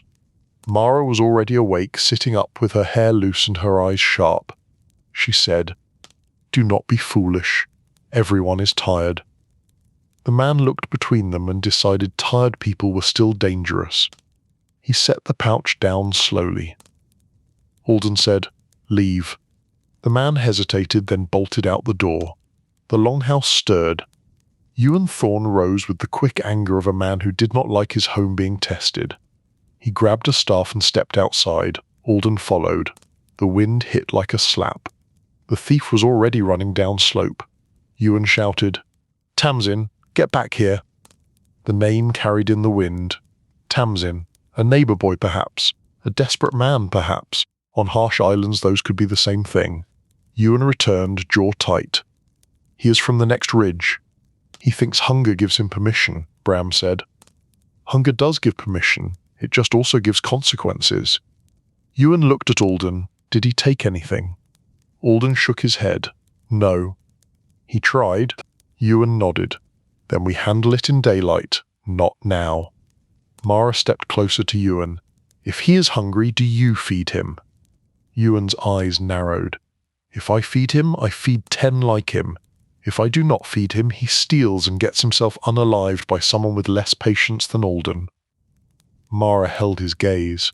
Then you choose the least bad path, Ewan said. That is the only path there is. Alden felt the quiet tension of the islands. Hunger, pride and wind, all grinding together like stones. Ravenford was harsh, but Orkney had its own sharp edges. In the morning, after thin light crawled into the sky, they went to the shore. Alden inspected the neighbour's leaking boat. It was small, rough-built and tired. The seams near the bow were dry and cracked. Alden could almost hear Elin in his head, saying that neglect was just a slow form of stupidity. The neighbour arrived. His name was Stenmarsh, a man with weathered skin and eyes that did not trust easily. He greeted Alden with a nod, then looked at Bram as if Bram were a sales pitch in human form. Alden said, "The seams need fresh tar and new fibres. The keelboard also needs a peg replaced. It is loose." Stenmarsh frowned. "It never leaked before," Hugh said. "Everything leaks before it leaks. That is how leaking works." Stenmarsh ignored Hugh. "How long?" Alden answered, "Half a day if the wind does not turn worse." Stenmarsh nodded. "Do it." Alden worked with Callum helping. Hugh held the boat steady on supports. Bram attempted to assist by fetching tools and narrating their progress to anyone within reach. Mara stayed near the longhouse, checking on the older woman and preparing a steam pot with herbs. As Alden pressed fibres into seams and smeared tar with careful strokes, he felt the steady calm of craft return. Wood did not lie, tar did not pretend. A seam either held or it did not. There was comfort in that. By midday the boat was sealed, pegs tight, seams fresh. Stenmarsh tested it by splashing water along the bow and watching for seepage. Nothing came through. He nodded once. Good. Ewan Thorne kept his word. A sack of barley, a small wheel of cheese. Not large, but meaningful. Bram cradled the cheese like it was a newborn child and whispered about its beauty. Mara said, "Do not whisper at the cheese, eat it." Bram sighed. The world is so demanding. In the afternoon, Ewan took them to a small gathering near a stone marker. Not a full thing, but a local meeting, because island life could not afford to ignore problems for long. Tamsin arrived, the would-be thief, with his head down and his hands empty. He looked thin, cheeks hollow, eyes darting. He did not look evil. He looked hungry and stupid, which was far more common. Ewan spoke. "You tried to steal from guests in my house," Tamsin muttered. "I was hungry." Ewan replied, "We are all hungry. We just do not all steal." Mara stepped forward. "A question. Does he have family?" A woman answered from the side. "A mother. She is sick. He has been trying to find food." Ewan's face hardened and softened at once, which was a strange look. He said, "Then he works. He hauls water for the Thornhouse for 3 days. He repairs fence posts for Stenmarsh for 2 days, and then he comes to me and asks for food like a human, not like a rat." Tamsin swallowed. "Yes," Bram whispered to Alden. "This island has surprisingly sensible consequences," Alden whispered back. "Hunger makes people practical, eventually." When they returned to Kirkstead, Ewan Thorne handed Alden a small pouch of salt. "Not much, but enough to matter," Ewan said. "A man owed me. I called it in. Do not waste it." Alden accepted it with both hands. "Thank you." Ewan nodded. "You sail onward," Alden replied. "Tomorrow, if the water allows." Ewan looked out toward the sea. The sea always allows until it does not. Sleep, eat, leave before you start thinking this place is easy. That night they ate barley porridge with a few shavings of cheese, and it felt like a feast. Bram sighed with happiness, and then looked guilty for enjoying anything. Mara watched him and said nothing, which was her way of letting him have it. Alden lay down and listened to the wind. He thought of Ravenford, he thought of Elin counting, he thought of Harold Crow waiting, he thought of York and the market and the unknown faces there. He slept anyway, because tomorrow would demand strength, and strength was not something you could talk into existence. Chapter 6: York Market and Quiet Bargains. They left Orkney under a sky that looked like it had been scrubbed clean. The wind was still cold, because the world had standards, but it was steady. The boat moved with less argument. Alden did not mistake this for kindness. He took it as a pause between insults. The crossing south was calmer than the first. Not gentle, but manageable. The sea rolled in long swells and the sail pulled true. Callum rowed when needed, steady as ever. Hugh watched the horizon and complained in short bursts, which Alden found comforting in a strange way. Bram spoke again, carefully, like a man who had learned that words did not float. Mara sat near the bundles, mending a torn strap. She looked up and said, "If you keep improving, Bram, people will stop recognizing you." Bram replied, "I do not want that. I want to be recognized for my charm." Hugh said, "The sea recognized your charm and tried to drown it." Bram looked offended. "The sea is jealous." Alden guided them toward the river route that led inland. Water changed character near land, the salt softened, the waves lowered, the air began to smell of wet earth and smoke from distant settlements. The world felt more crowded, more watched. By late afternoon they reached the approaches to York. Not the city itself yet, but the signs of it. More boats, more people, more rules hiding behind simple greetings. Alden saw the first wooden palisade and the clustered buildings beyond. Smoke rose in thicker columns. He heard the hum of many voices, the busy sound of a place that believed it mattered. Bram's eyes shone. York. A market that never sleeps. A place where you can buy a spoon, a horse, and a new identity if you have the silver. Hugh said, "You have no silver?" Bram replied. "Yet." Callum looked uneasy. "Too many people," Mara said. "People are like waves. One is manageable. Too many will knock you over." Alden guided the boat to a dock area where other traders tied up. Men watched them approach, eyes weighing their boat, their goods, their crew. Alden felt the familiar pressure of being evaluated. At sea, the only judge was water. In towns, everyone judged. A dock worker stepped forward, hand out. Mooring fee. Bram started to speak. Alden raised a hand. Alden asked, "How much?" The dock worker named a price. It sounded like he had invented it in the moment. Bram smiled tightly. "That is a very interesting price." The dock worker shrugged. "It is the price?" Hugh muttered. "It is a theft with paperwork," Mara said softly. "Pay it or argue and lose time." Time is also a price. Alden paid with a small piece of silver they had saved for necessities. A hurt, not because it was large, but because it was not for food. It was for permission to exist in someone else's space. They tied up. Alden checked the knots twice. In a crowded place, theft did not sneak. It walked confidently, like it belonged there. They unloaded the goods they could carry and left the rest secured under watch. Callum volunteered to stay near the boat in shifts.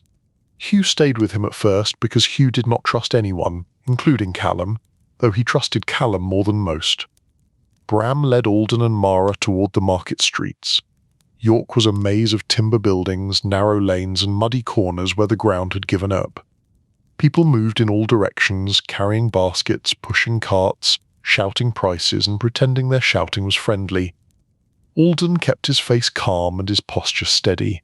He did not want to look like a man who could be pushed. Bram whispered, "The trick is to look like you know where you are going, even when you do not." Mara whispered back, "That is also how you live your life." Bram accepted this as praise. They reached the main market area. Stalls lined the open space. Cloth merchants, metal workers, spice sellers, fishmongers, wood carvers. The air was a mix of smells, some good, some alarming. Smoke, sweat, roasted meat, wet wool, and something sweet that Alden could not name. Bram inhaled deeply. Civilization. Hugh would have called it a crowded disaster. Alden called it opportunity and risk, braided together. They found a spot to lay out their goods. Dried fish first because it made people hungry or annoyed, and both reactions could lead to deals. Wool next, bundled tight. A few small crafted items, wooden pegs, carved handles, simple tools Alden had made in spare moments. Bram began talking to passers-by. Voice smooth, smiles carefully measured. He described Ravenford fish as if it had been raised on poetry and clean water. He described their wool as if it had been combed by angels with very practical hands. Mara stood behind the goods, eyes scanning the crowd. She watched fingers and faces, noting who looked too interested in their bundles and who looked too interested in their pockets. Alden watched Bram work and felt grudging respect. Bram was a storm of words, but he knew how to steer that storm when he focused. The first buyer was a woman with a heavy cloak and sharp eyes. She inspected the fish, sniffed, and nodded. Good. Not too old. Bram smiled. Fresh as the cold itself. The woman replied. The cold is old. Bram blinked. Then he recovered. Yes, but it keeps well. They settled a small trade for a handful of coins and a strip of good cloth. Alden touched the cloth. Strong weave. This would help at Ravenford. Elin would approve, which was a rare and precious thing. More buyers came. Some wanted to haggle like it was sport. Some wanted a quick exchange. Bram handled most of it. Alden stepped in when woodwork was involved, explaining the quality of a handle or the strength of a peg. Mara stepped in when someone tried to push too close, and her calm stare was enough to move them away. In the middle of the day, a man approached who did not look like a bard. His robe was plain but clean. His hands were not the hands of a labourer. His face was calm, his eyes curious in a steady way. He spoke in careful Norse, with a soft English accent. You are from the north. Bram turned on his best smile. We are. And you are from a place where people write things down and then pretend paper is stronger than hunger. The man's mouth curved slightly. That is not entirely wrong. My name is Father Rowan. Mara's eyes narrowed just a little. A monk. Father Rowan nodded. Yes, I have worked with traders before. I help translate and settle disputes when people are willing to be settled. Bram said. Disputes in a market. How rare. Father Rowan looked at the fish. Good goods. Your hands have done honest work. Alden asked, Why are you speaking to us? Father Rowan answered simply, Because I saw you pay the dock fee without shouting. That suggests you know when to spend and when to fight. Also, your friend talks too much, which means you will need someone to listen. Bram placed a hand on his chest. I am wounded again, Mara said.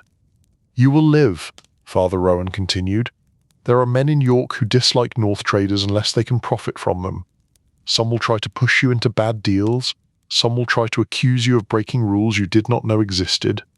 If you want, I can help you navigate the rules, Bram asked. And what do you want in return? Father Rowan smiled faintly. Food for the poorhouse. A small portion of your profit, not all. I am a monk, not a miracle worker. Alden considered. He did not trust easily, but he trusted hunger. Hunger was honest. And Father Rowan spoke like a man who had been hungry before. Bullion, Alden said. Help her avoid traps. We will give a portion to the poorhouse. Father Rowan nodded. Good. Then first trap. Do not sell all your fish here.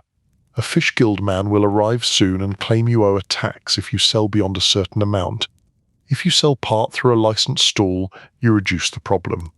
Bram frowned. Licensed stall sounds expensive. Father Rowan said.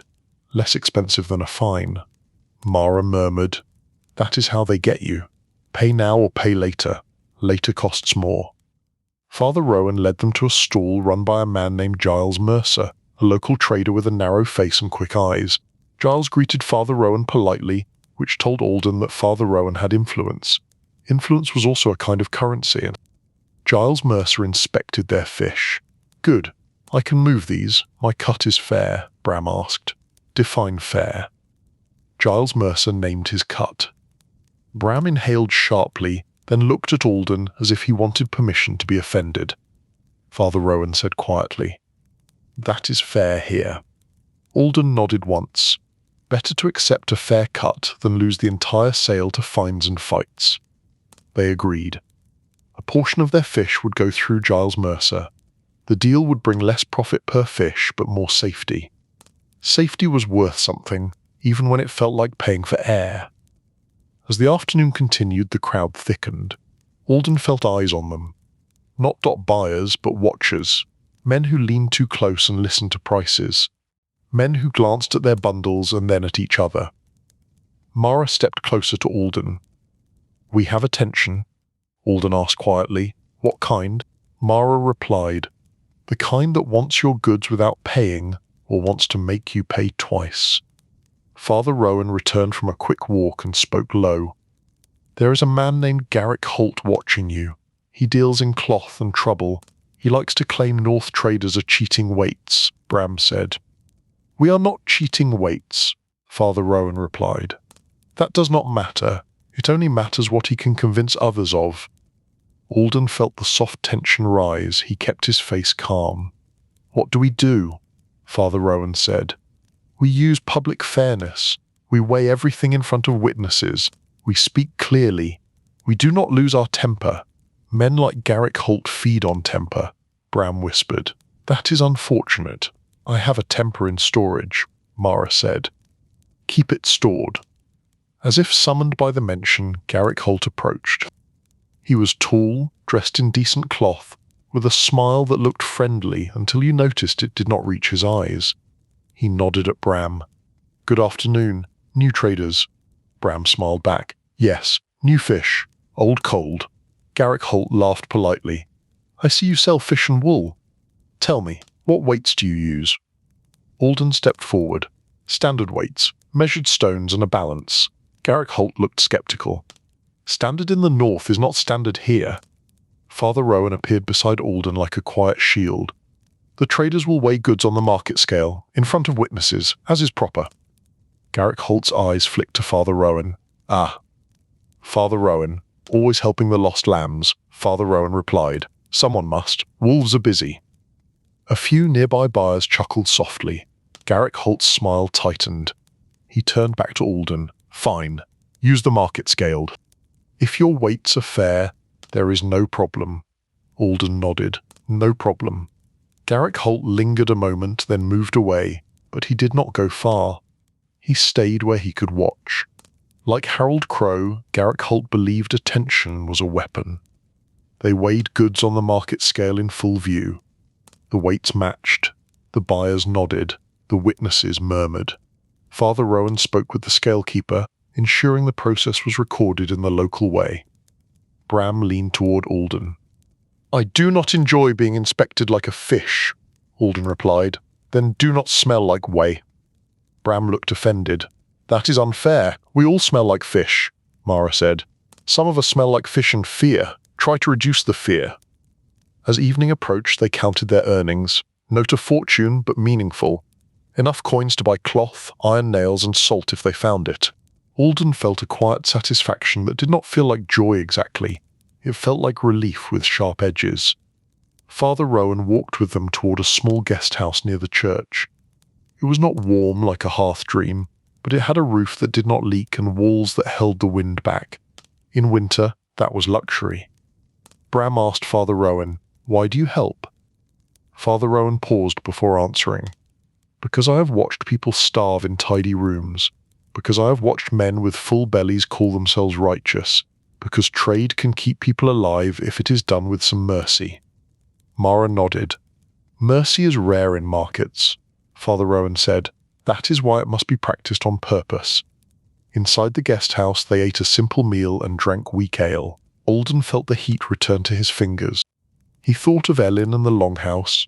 He thought of the barley sack from Orkney. He thought of the pouch of salt, small but precious. He also thought of Harold Crowe and Oswin Vale. York was full of names and currents. Even when you avoided one trap, another waited nearby, quiet and patient. Before sleep, Father Rowan spoke to Alden alone. "There is a message runner in town, a man who carries notes between traders. I heard your chieftain Harold Crowe has a hand in many places." Alden kept his face calm. "He does?" Father Rowan asked. "Does he have a request of you here?" Alden answered carefully. "He tried. We refused." Father Rowan nodded slowly. "Then be cautious. Men like Harold Crow do not forget refusal. They only change tactics." Alden said. "I know," Father Rowan said. "Rest. Tomorrow you buy what you need. Keep your crew closed. And if Garrick Holt returns, let him choke on fairness again." Alden managed a small smile. "Thank you." Father Rowan replied, "Do not thank me yet. York is calm only when it is asleep, and even then it dreams of profit." Alden lay down and listened to the muffled city sounds. Somewhere outside, people laughed. Somewhere else, someone argued. Somewhere, a door slammed. York breathed like a living thing, hungry and busy. Alden closed his eyes and tried to sleep. Survival had brought him this far. Now it demanded he stay sharp while staying calm, which was one of the more annoying requirements of Althood. Chapter 7. Dublin, Dockside and Silver that Sighs. York in the morning looked less impressive, which was comforting. In daylight every grand place revealed the same truth. Mud existed here too. People argued here too. Hunger walked the streets here too, only dressed in cleaner cloth. Alden rose early and counted their coins with Bram and Mara while Callum and Hugh kept watch at the dock. The pile was not large, but it was real. Real coins had weight. Promises did not. Bram rubbed his hands together. "Today we buy iron nails, cloth and salt. We will return home as respected traders and possibly minor legends," Mara said. "Buy nails first. Legends are not waterproof." Father Rowan met them near the market with 2 small sacks and a calm face. He guided them toward an iron worker who sold nails by weight. The nails were small, dull and beautiful in the way useful things were. Alden bought as many as he dared. He imagined Elin taking them from his hands and pretending not to be pleased while secretly building a warmer winter around them. They bought cloth next. Strong weave, plain colours, nothing fancy. Fancy cloth was a way to invite envy, and envy was the kind of visitor that did not leave. Salt was harder. The sellers smiled too much. The prices shifted like smoke. Father Rowan spoke quietly with one man, then shook his head. "Not today." Bram frowned. "We cannot return without salt," Mara said. "We can return without salt. It will be worse," Father Rowan said.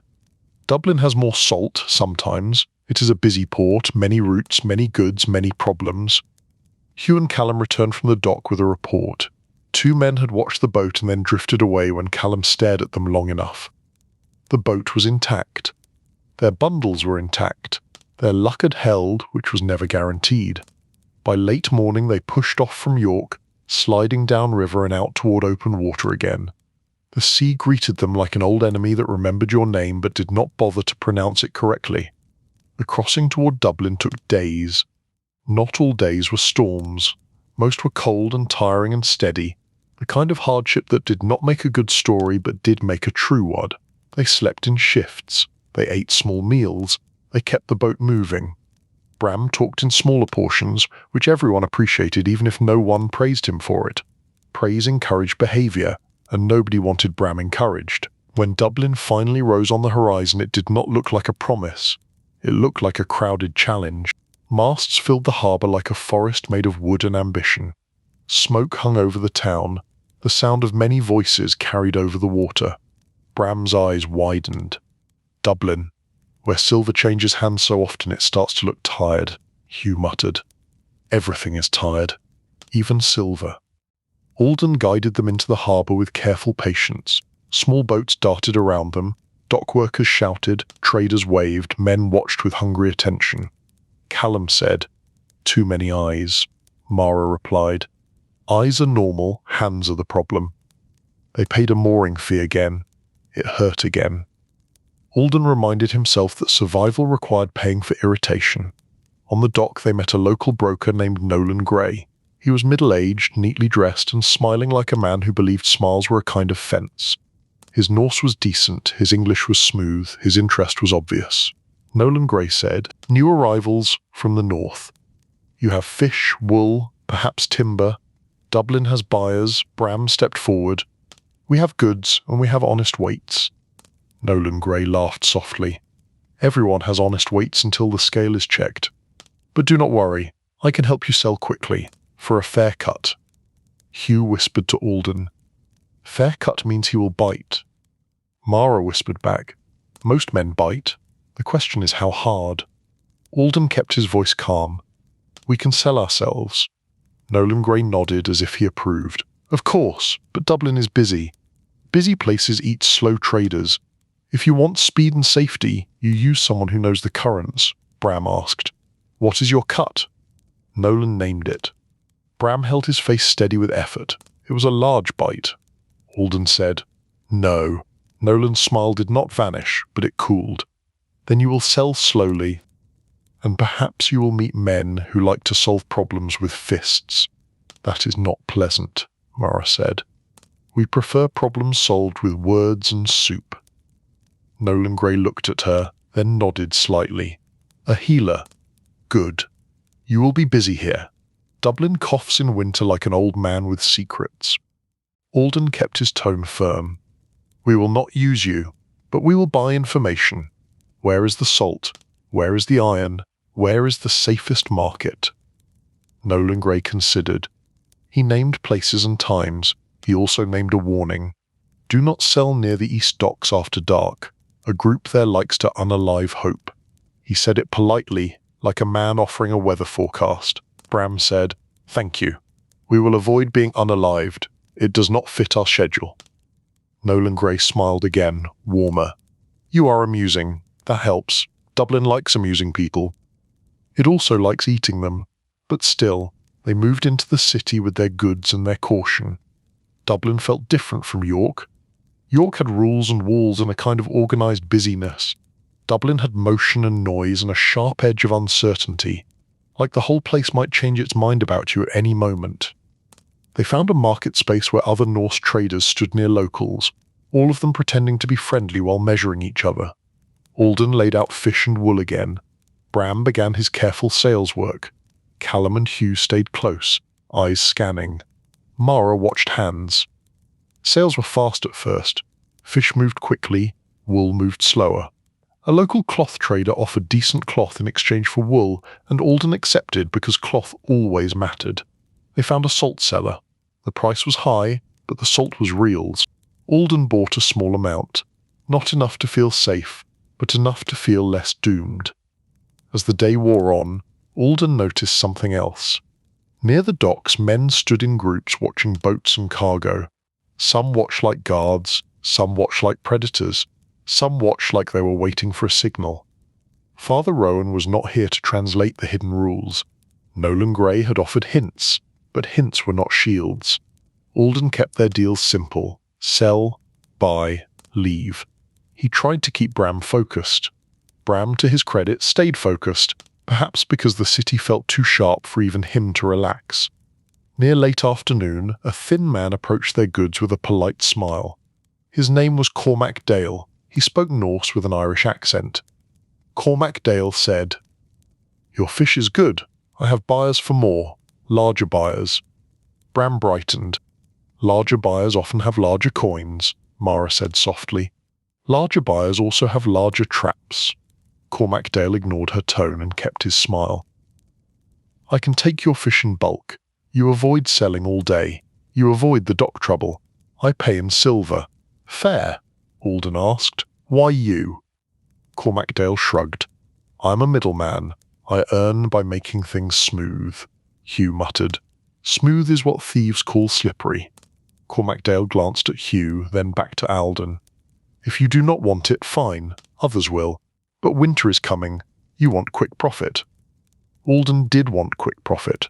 He also wanted to return home alive with goods intact and with his crew still trusting him. Alden said, We will sell what we have here, no bulk deals. Cormac Dale's smile tightened. You are cautious.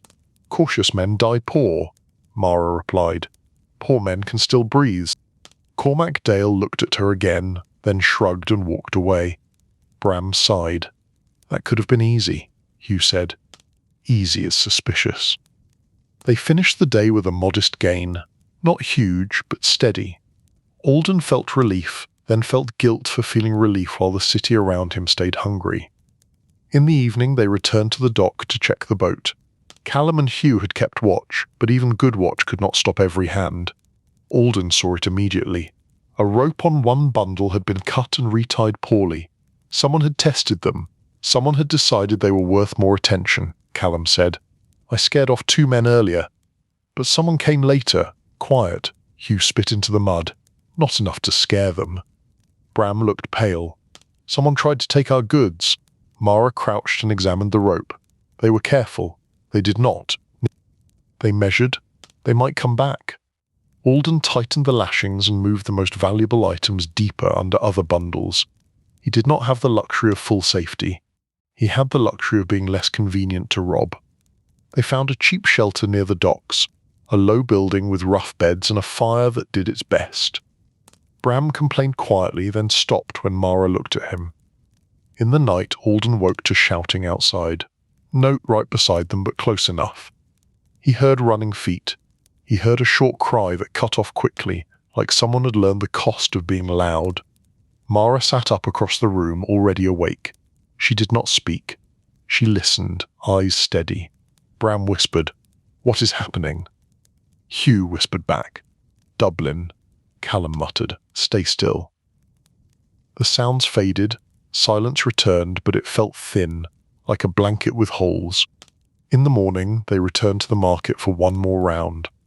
Alden wanted to leave Dublin quickly, but he also needed a few more items. More nails, a better knife, a small amount of oil if possible. They found an oil cellar. The price was painful. Alden bought a small jar anyway. Oil meant light. Light meant work. Work meant survival. Near the docks, Alden saw something that made his stomach tighten. A group of men were unloading cargo from a ship while another group watched closely. The cargo was not barrels or cloth. It was people. Tired, thin, moving under pressure, eyes down, not chained in a way that was obvious, but controlled in a way that was worse because it pretended to be normal.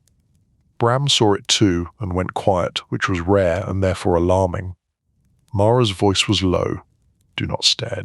Alden forced himself to look away, then looked back again, slower. He felt the urge to do something, and he felt the truth that doing something could get them all unalived. The Viking Age was full of moments like this. You could not fix everything. You could barely fix your own roof. A man near them noticed Alden watching and smiled, interested. Good workers. Strong backs. Bram's voice sounded strained. "We are not buying that." The man shrugged. "Someone will." Mara stepped forward slightly, her calm face turning colder. Not from anger, from judgment. It made the man look away, as if he had been reminded of something he did not like to remember. Alden pulled Bram back toward their stall. "Focus. We sell, we buy, we leave." Bram swallowed. "Yes, but it feels wrong," Mara said softly. "Many things feel wrong. That does not mean you can fix them. It means you should remember them." Alden nodded. Remembering was not enough, but it was something. Sometimes all you could do was refuse to pretend it was fine. By afternoon they had what they could reasonably carry. They returned to the boat. They checked every knot. They paid another fee to leave, which felt like a final insult. Dublin was generous that way. As they pushed off, Bram looked back at the crowded harbour. His voice was quiet. "I thought trade would feel cleaner," Hugh replied. "Nothing is clean, only washed," Mara added. "And even washed things carry stains. The trick is not to pretend you do not see them." Alden guided the boat out of the harbour and into open water again. The sea felt cold and simple compared to the city. Cold and simple were not always bad. They sailed east toward the next point on their route. Toward Hedeby, where trade was larger, rules were stranger, and Harold Crow's shadow might reach again. Alden felt the coins in their pouch. He felt the salt in the jar. He felt the memory of Dublin Dockside. Silver did not shine the same after you saw what people traded when they had power. Still, winter demanded they continue. Winter did not accept moral speeches as payment. It accepted food, cloth, nails, and luck. Chapter 8. Hedeby Crossroads of Everything.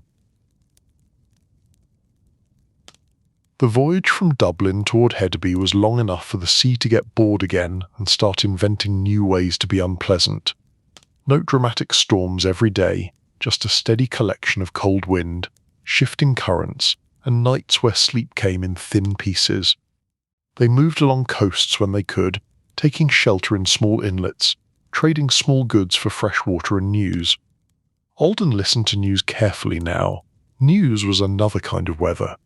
They heard of rival chiefs on the move. They heard of sickness in a few towns. They heard of a rich market at Hedeby where silver flowed like water, which meant it also disappeared like water. When Hedeby finally appeared, it was not a single place. It was a knot of places pulled tight.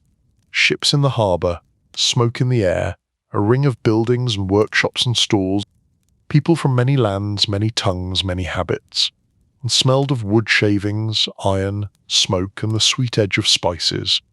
Bram stared like a man seeing a dream. Hedeby. If York is a busy mouth, Hedeby is a whole stomach. Hugh muttered. Then it will digest us. Callum said, keep close.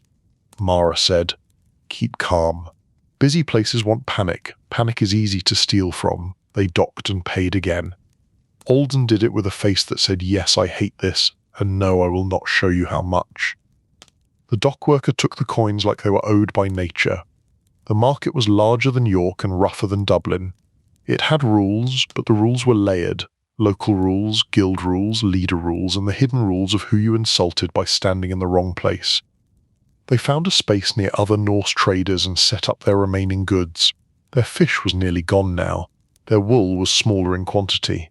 They had a few crafted items and some cloth from York that could be traded again for something better. Alden wanted iron tools, better nails, possibly a small anvil piece. He also wanted to leave quickly, but he knew Hedeby could offer the best trade if handled carefully. A man approached with a tray of weights and a sharp expression. Guild marker. He spoke quickly. Market registration. Bram smiled. Of course. Where do we register? The man named a fee and pointed toward a clerk table. Hugh said, another fee, Mara said quietly. Better to pay one fee than pay 3 fines. Alden paid. He did not enjoy it. He reminded himself that Elin would enjoy the results. That was how he kept going. At the clerk table, an older woman marked their names on a board with careful lines. She asked where they were from. Alden said Ravenford. She nodded like she had heard of it and did not care. She stamped their mark in wax and waved them away. Bram whispered, I miss the sea. The sea only wants to drown you. These people want to drown you slowly and charge for it. Mara whispered back, the sea also charges. It just takes payment in fingers. They began trading. Hedeby buyers were skilled. They inspected everything, they asked questions, they offered low. Bram fought with words, Alden fought with patience. Callum stood like a silent wall, Hugh stood like a sharper wall. Mara watched the crowd. Alden found an iron seller with nails and small tools. The seller was a man named Soren Flint. He had soot at his hands and a face like carved stone. Soren Flint said, you want nails, you pay silver. No stories, Bram said. That is harsh, Soren Flint replied. Harsh is winter, this is business. Alden bought nails and a small hatchet head, paying more than he wanted and less than he feared. He also bought a simple knife with a good edge. He imagined Elin using it to cut rope and glare at it for being in her way. As they finished, Mara touched Alden's arm lightly. Someone is watching. Not a thief. A messenger. Alden turned and saw a young man standing a short distance away, cloak plain, eyes alert. The man stepped closer when Alden noticed him. He spoke quietly. Alden Stone. Alden's chest tightened. Yes. The messenger handed him a small token, carved wood with a crow mark. Harold Crow. Bram went stilled. Hugh cursed softly and then replaced it with a grunt. Callum's jaw tightened. Alden took the token without showing reaction. What does he want? The messenger said. A reminder. Harold Crow expects his barrel and wool on time, and he expects you to remember who keeps the coast orderly. Mara said calmly. The coast keeps itself orderly, mostly by being cold enough to discourage excitement. The messenger ignored her. He looked at Alden. Also, there is a man in Hedeby who expects a conversation. Name of Knut Ware, Bram whispered. Knut Ware, that is a broker. He moves goods. He also moves trouble, Hugh muttered. Everyone moves trouble. Alden asked the messenger, why? The messenger shrugged. I deliver words, not reasons. Knut Ware waits near the east stalls. Alden felt the old anger rise, then pressed it down. Anger was loud. Loud got you unalived in crowded places, he said. Tell Harold Crow we will meet our agreement. Tell him nothing else. The messenger nodded and walked away like a man leaving a package. The package was worry. Bram leaned close. Knut Ware is connected. If Harold Crow is using him, that means Harold is reaching into Hedeby. Mara said, or Knut Ware is reaching toward Harold. These men like to weave nets together. Callum asked, do we meet him? Hugh said, no. Bram said, yes, because if we do not, he will meet us anyway, juice worse. Alden stared at the market crowd, the moving faces, the hands, the smiles. Hedeby felt like a place where secrets could disappear quickly. It also felt like a place where secrets could find you no matter where you stood. Alden said, we meet him, but we do it in daylight, in public, mere witnesses. We do not go to private rooms. We do not drink anything we did not pour. We do not accept unknown pouches. Bram nodded quickly. Excellent rules. I love rules. Mara said, you love rules when they protect you from your own choices. Bram said, exactly. They walked toward the east stalls. Alden kept his pace steady. He wanted to look like a man going to buy rope, not a man walking toward trouble. Knut Ware stood near a stall of fine cloth. He was well dressed, with hair neatly kept, and a smile that looked smooth. His eyes were the eyes of a man who measured everything, including the space between your words. Knut Ware greeted them in clear Norse. Alden Stone, Ravenford. A builder, a trader now, Alden replied, temporarily. Knut Ware smiled. Everyone is temporary. Some people just refuse to admit it. Harold Crow sends his regards. Alden kept his voice calm. Harold Crow sends demands. Regards are cheaper. Knut Ware laughed softly, as if Alden was charming instead of dangerous. You have a sharp tongue. That is useful. Let us speak plainly. Harold Crow wants influence. Influence needs connections. You are a moving connection. A boat on the sea carrying goods, carrying news. Mara said, we carry our own news. Knut Ware turned to her politely. Healers carry more news than anyone. People talk when they are afraid. Mara did not blink. People also talk when they want to hide what they have done. Knut Ware looked back to Alden. Harold Crow wanted you to carry a pouch to York. You refused. That was unwise, but also interesting. It means you have pride, Hugh said. Pride keeps us alive. Knut Ware nodded. Sometimes. Sometimes it gets you unalived in a ditch. But let us be calm. I am not here to threaten. Threats are loud and childish. I am here to offer an exchange. Bram asked. An exchange of what? Knut Ware gestured lightly. Harold Crow will ease his pressure on Ravenford if you agree to a simple service. When you return north, you stop at a certain shore and deliver a message to a certain man. No pouch, just words. You can remember words, yes. Alden felt the trap shape itself. Words could be as dangerous as pouches, sometimes more. Alden asked, which shore, which man? Knut Ware named a coastal settlement and a trader name. Rolf Vane. Mara's eyes narrowed. Rolf Vane is known for selling safety and delivering harm? Bram whispered. I have heard of him. He charges for protection like Harold does, only he smiles more, Knut Ware said. You see, you already know the currents. This is good. You deliver words. You return. Harold Crow becomes less interested in squeezing your home. Everyone breathes easier, Hugh said, and we become part of their net. Knut Ware smiled at Hugh. You are direct. I respect that. Yes, a net. But a net can also catch food. It depends who holds it. Alden stared at Knut Ware. He wanted to refuse. He also wanted Elin to have space to run the farm without Harold Crow leaning on her every day. He wanted to bring safety home, even if it was not pure. Mara spoke quietly to Alden. If you accept, they own you a little. If you refuse, they target you openly. But you can choose a third path. You can reshape the offer. Alden took a slow breath and spoke to Canute Ware. We will not deliver secret words to secret men. If Harold Crow wants less tension, he can accept our existing agreement. We will pay what we promised. We will provide boat work. That is it. Canute Ware's smile faded slightly, then returned, calm and stubborn. Interesting. But Harold likes certainty. He likes having people in his pocket, Alden replied.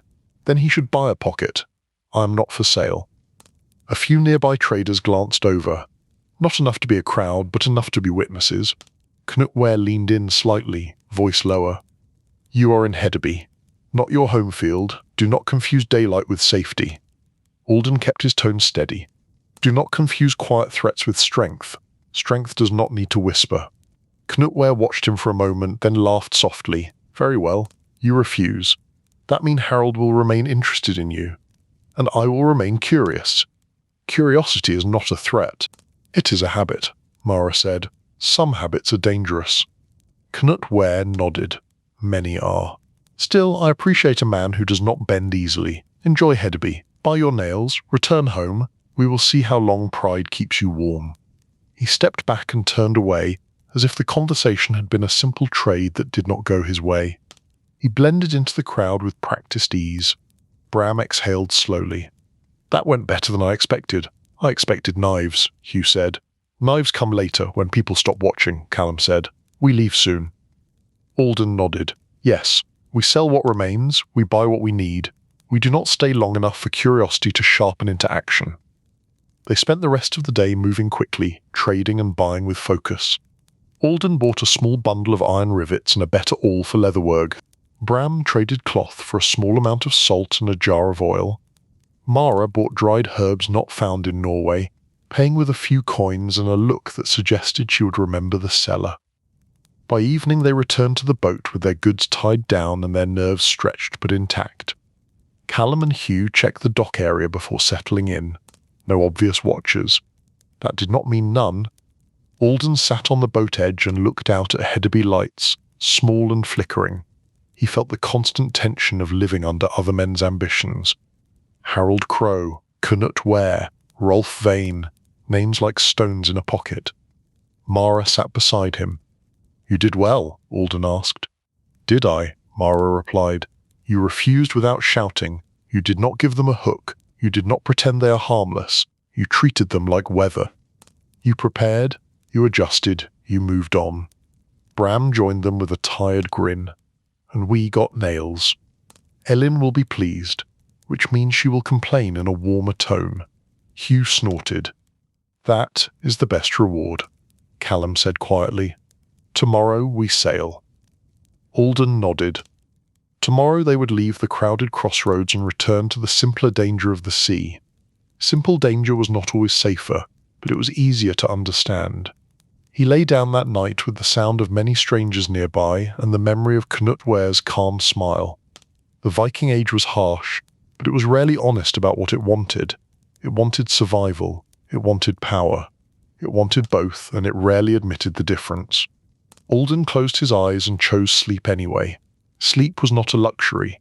It was another tool. He would need it. Chapter 9. Iceland Lava and Law.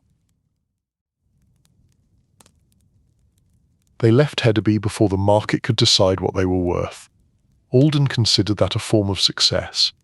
In busy places you either left early or you left late and lighter. The sea took them north and west, past coasts that looked familiar in shape but foreign in mood. Some nights the wind was steady and almost helpful. Some nights it turned cruel, as if it remembered the storm it had promised earlier and felt embarrassed for being polite. Alden kept the crew in routine. Rope checks, lashings tight, food measured, water guarded, sleep in shifts.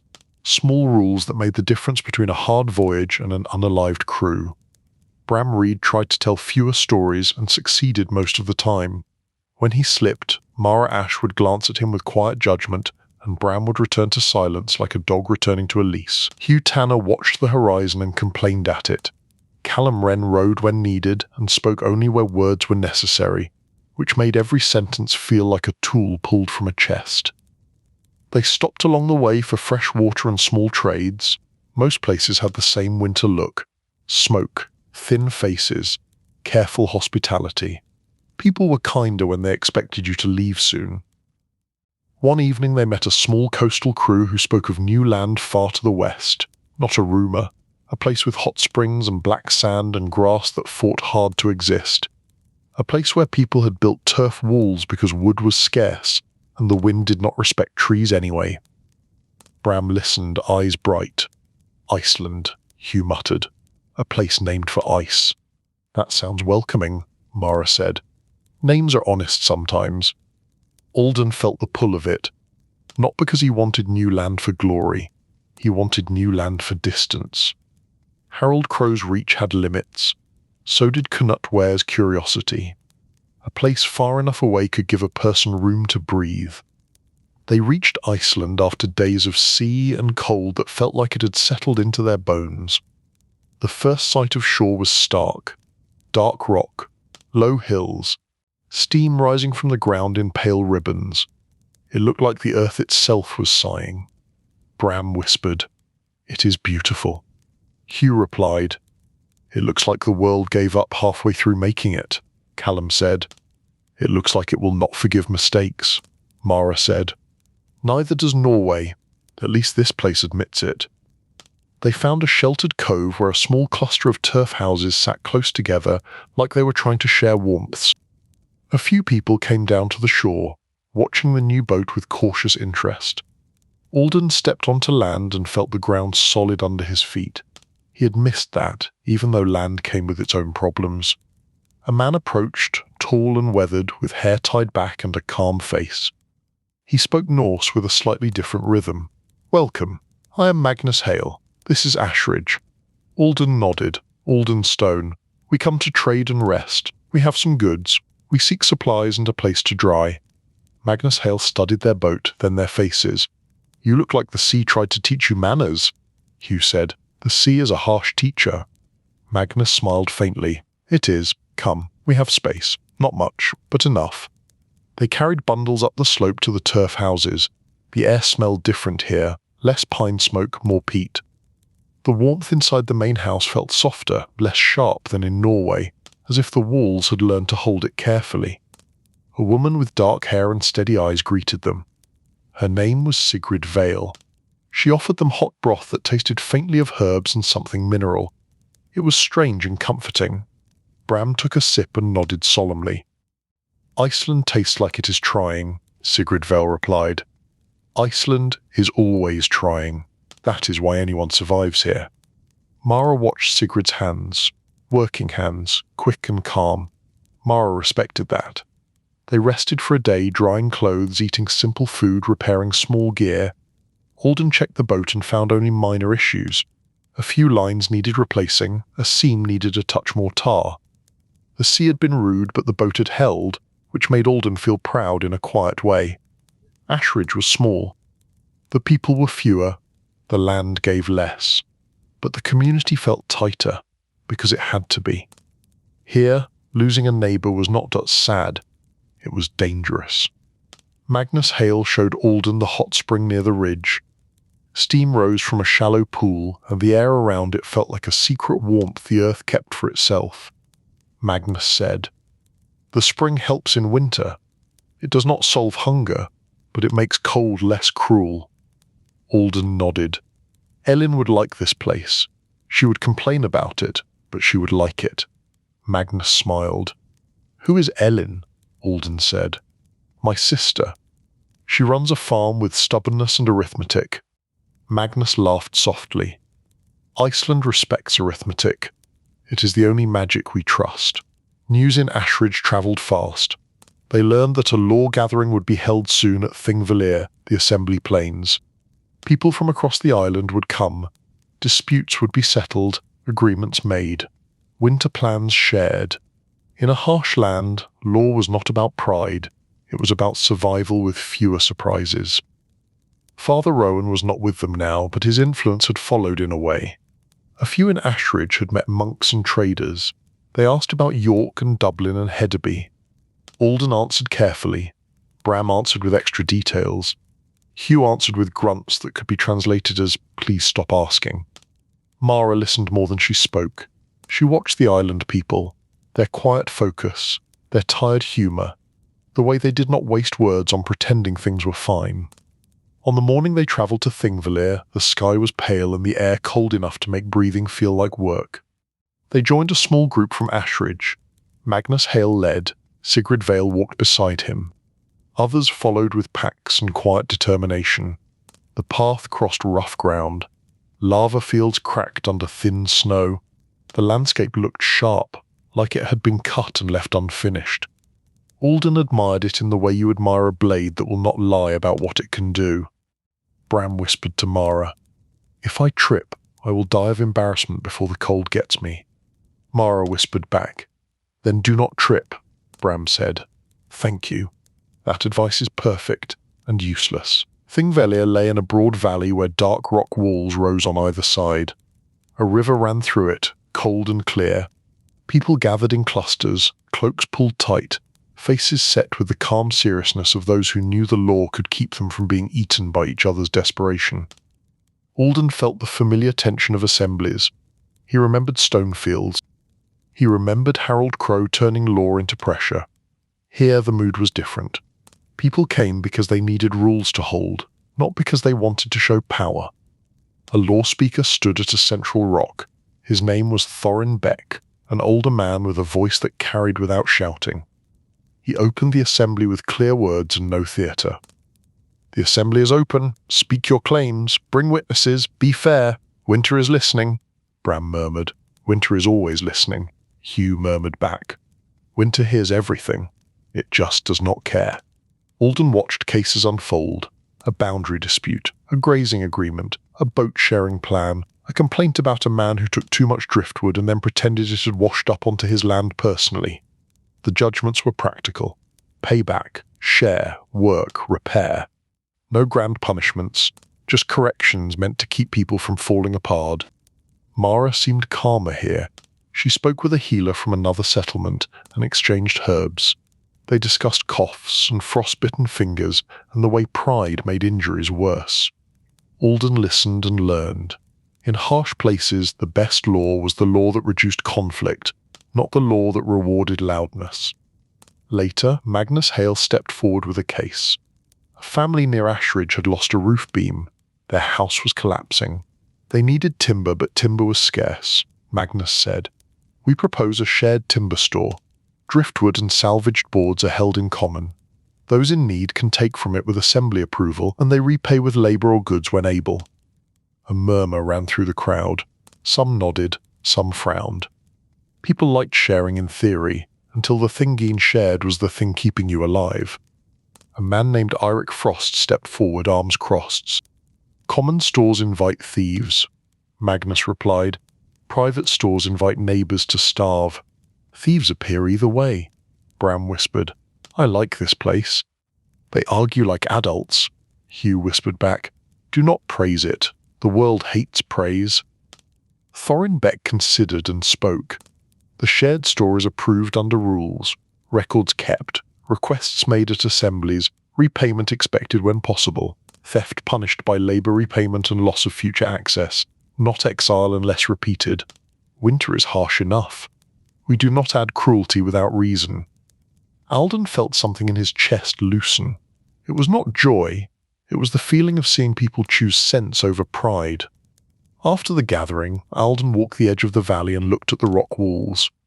The wind moved through the gap with a low sound. It felt like the land had a voice. Father Rowan appeared near him. Alden froze for a heartbeat, then realized it was not Father Rowan. It was a different man, wearing a simple cloak, carrying a staff. His face was similar in calmness, but younger. He spoke in careful Norse. "I am Rowan Birch, not the monk. I get mistaken sometimes." Alden blinked, then nodded. "That is unfortunate," Rowan Birch smiled. "It can be. I carry messages between settlements. I heard you are from Norway." Alden's caution returned. "Yes." Rowan Birch said. A message reached the assembly from a trader route. Harold Crow is asking about you. Bram drifted close, ears alert. Always, Hugh muttered. Of course, Alden kept his voice steady. What does he want now? Rowan Birch shrugged. He wants to know if you'll return soon, and if you'll keep your agreement. He also told people you're unreliable. That is a common strategy among men who want you to feel small. Mara joined them, eyes sharp. Men who feel threatened like to spread stories. Rowan Birch nodded. Exactly. The message is not a threat. It is a warning. When you return, expect pressure. Alden said. Thank you. Rowan Birch hesitated, then added. There is also a rumour that Knut Ware is sending word north. He is curious. He likes nets. Bram sighed. Everyone likes nets. I am tired of nets, Mara said. Then stop walking into them. Bram looked offended. I am trying. Alden thanked Rowan Birch again and watched him walk away. The Viking Age was full of distance, but rumours travelled faster than ships. That was one of the crueler tricks. That evening they sat by a small fire at the edge of the gathering area. People shared food and quiet talk. Not much, just enough. The kind of communal calm that made the cold feel less personal. Magnus Hale sat with them. He asked about Norway. Alden answered. Bram added stories. Hugh corrected Bram. Callum listened. Mara watched. Magnus said, If you stay in Iceland for winter you can. We need hands, we need skills. A boat builder is valuable. Alden felt the offer sink in. Staying would mean distance from Harold Crow. It would mean learning this harsh land. It would also mean leaving Elin to face winter and Harold alone, which Alden could not accept. Alden said, We will return, but we might return later than planned. We need to choose the right window. We do not race winter. Magnus nodded. Wise. Winter punishes haste, Mara said softly. Winter punishes everything. Haste just makes it easier. Bram stared at the fire. Part of me wants to stay. This place is harsh, but it feels honest, Hugh said. It is honest about being harsh. That is rare. Callum spoke quietly. Home is still home. Eldon felt the truth of that. Home was Elin. Home was the Longhouse smoke.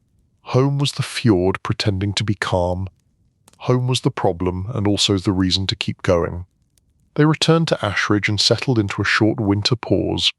Not a full season, but long enough to rest, repair, and wait for a safer weather window. They helped men turf walls. They hauled water. Alden repaired a small boat and taught a young man how to set a seam properly. Mara treated coughs and sore joints. Bram traded small goods and learned to speak less. Hugh learned nothing new but remained alive. Callum stayed steadied. In quiet moments, Alden thought of Elin and wondered how many lines she had added to her ledger since he left. He imagined her doing the math of survival, one mark at a time, refusing to panic because panic did not repair roofs. When the sky began to shift and the wind turned slightly less cruel, Alden knew the window was coming. Not wide, just possible. He gathered the crew by the boat. We sail soon, we sail carefully. We return with goods and with our bodies attached. Bram nodded solemnly. I prefer my body attached, Mara said. Then follow instructions, Bram said. Yes. Alden looked out at the sea. It lay grey and calm, pretending again. He did not trust it. He did not need to. He only needed to respect it. Chapter 10. Winter Return and the Small Victory. They left Iceland with the kind of calm that was really just disciplined fear. The boat was heavier now, with supplies traded and earned. Not luxury, but enough. Nails, salt, cloth, oil, a few iron tools, a small bundle of Icelandic herbs Mara insisted would help with winter coughs. Alden did not argue. He had learned that Mara's caution was usually cheaper than regret. Magnus Hale and Sigrid Vale walked them to the shore. Magnus clasped Alden's forearm. You will come back, Alden answered. Maybe, if the sea allows and if winter does not swallow my home. Sigrid Vale looked at Mara. Keep them alive. Mara replied, I will try. They are stubborn. Bram said, That is praise. Hugh said, It is not. Callum nodded once to the Icelanders, then stepped into the boat without ceremony. Callum treated departure like work. The trick was to do them properly, not emotionally. As they pushed off, Alden looked back at the dark shore and the steam rising from the hot spring ridge. Iceland felt like a hard teacher that did not waste time. He respected it. He also wanted to leave before he started believing distance could solve every problem. The return voyage was cold and long. The sea tested them again, but not with the same anger as before, more with persistence. A steady wind that wore down patience, a night of heavy rain that soaked everything and made every rope feel heavier. A day of fog that reduced the world to grey and forced Alden to steer by instinct and careful listening. They stopped when they could, sheltered when they had to, and kept moving when the window demanded it. Alden watched the sky the way Elin watched a ledger. Both were forms of reading the future. Bram grew quieter on the return, not silent, but softer. He started doing tasks before being told. He tied knots correctly. He checked lashings without being asked. Mara noticed and said nothing, which Bram seemed to take as a reward. Hugh remained harsh, but he also remained useful. He had the kind of honesty that did not soothe but did keep you awake. Callum remained steady. Mara remained calm. When they finally reached the familiar coastlines of Norway, Alden felt a tightness in his chest ease. Not because the danger was over, because the danger had a name he understood. They turned into the fjord toward Ravenford under a pale winter sky. The water lay smooth, the hills stood dark with patches of snow. Smoke rose from a few roofs, thin and stubborn. Bram whispered, "Home." Hugh muttered, "If Harold has not eaten it." Alden kept his eyes on the shore. He saw the boat shed, still standing. He saw the longhouse roof, still holding. He saw movement near the shore, people watching, waiting. Elin stood at the edge of the water with her cloak pulled tight. She did not wave, of course she did not. Waving was for people with spare warmth. Alden guided the boat in. The keel scraped gently. Callum jumped out first and pulled the bow line tight. Hugh followed, then Bram, then Mara. Alden stepped onto shore last. Elin walked toward him. Her eyes scanned him quickly, his face, his hands, his stance. Then she looked past him to the bundles. She said, "You are alive." Alden nodded, "Yes." Elin looked at Bram. "He is also alive," Bram said. "Against all odds." Elin looked at Mara. "You made it back." Mara nodded, "Yes." Elin's gaze returned to the bundles. "What did you bring?" Alden answered, "Nails, cloth, salt, oil, a few tools, barley, and some coins." Elin's face did not soften much, but her shoulders eased slightly. That was her version of relief. "Good," Bram whispered to Alden. "She is almost pleased." Hugh whispered back, "Do not say that out loud. You will ruin it." They carried goods to the longhouse. Elin followed, already calculating how to store and ration. She moved like a general preparing for war against winter, and winter was an enemy that did not accept surrender. Inside, the longhouse smelled the same as always: smoke, wool, old wood, survival. Alden felt a wave of tired gratitude that was almost too big for his chest. They unloaded the bundles. Elin inspected everything with sharp focus. Nails, good. Cloth, good. Salt, not much, but good. Oil, good. Barley, good. Coins, good. Then she looked at Alden. Harold Crow. The name dropped into the room like a cold stone. Alden said, "We have 1 barrel of fish and the smaller wool bundle ready as agreed, and I will do the boat work." Elin nodded. "He has been circling, not constant, but enough. He sent men twice. Polite threats.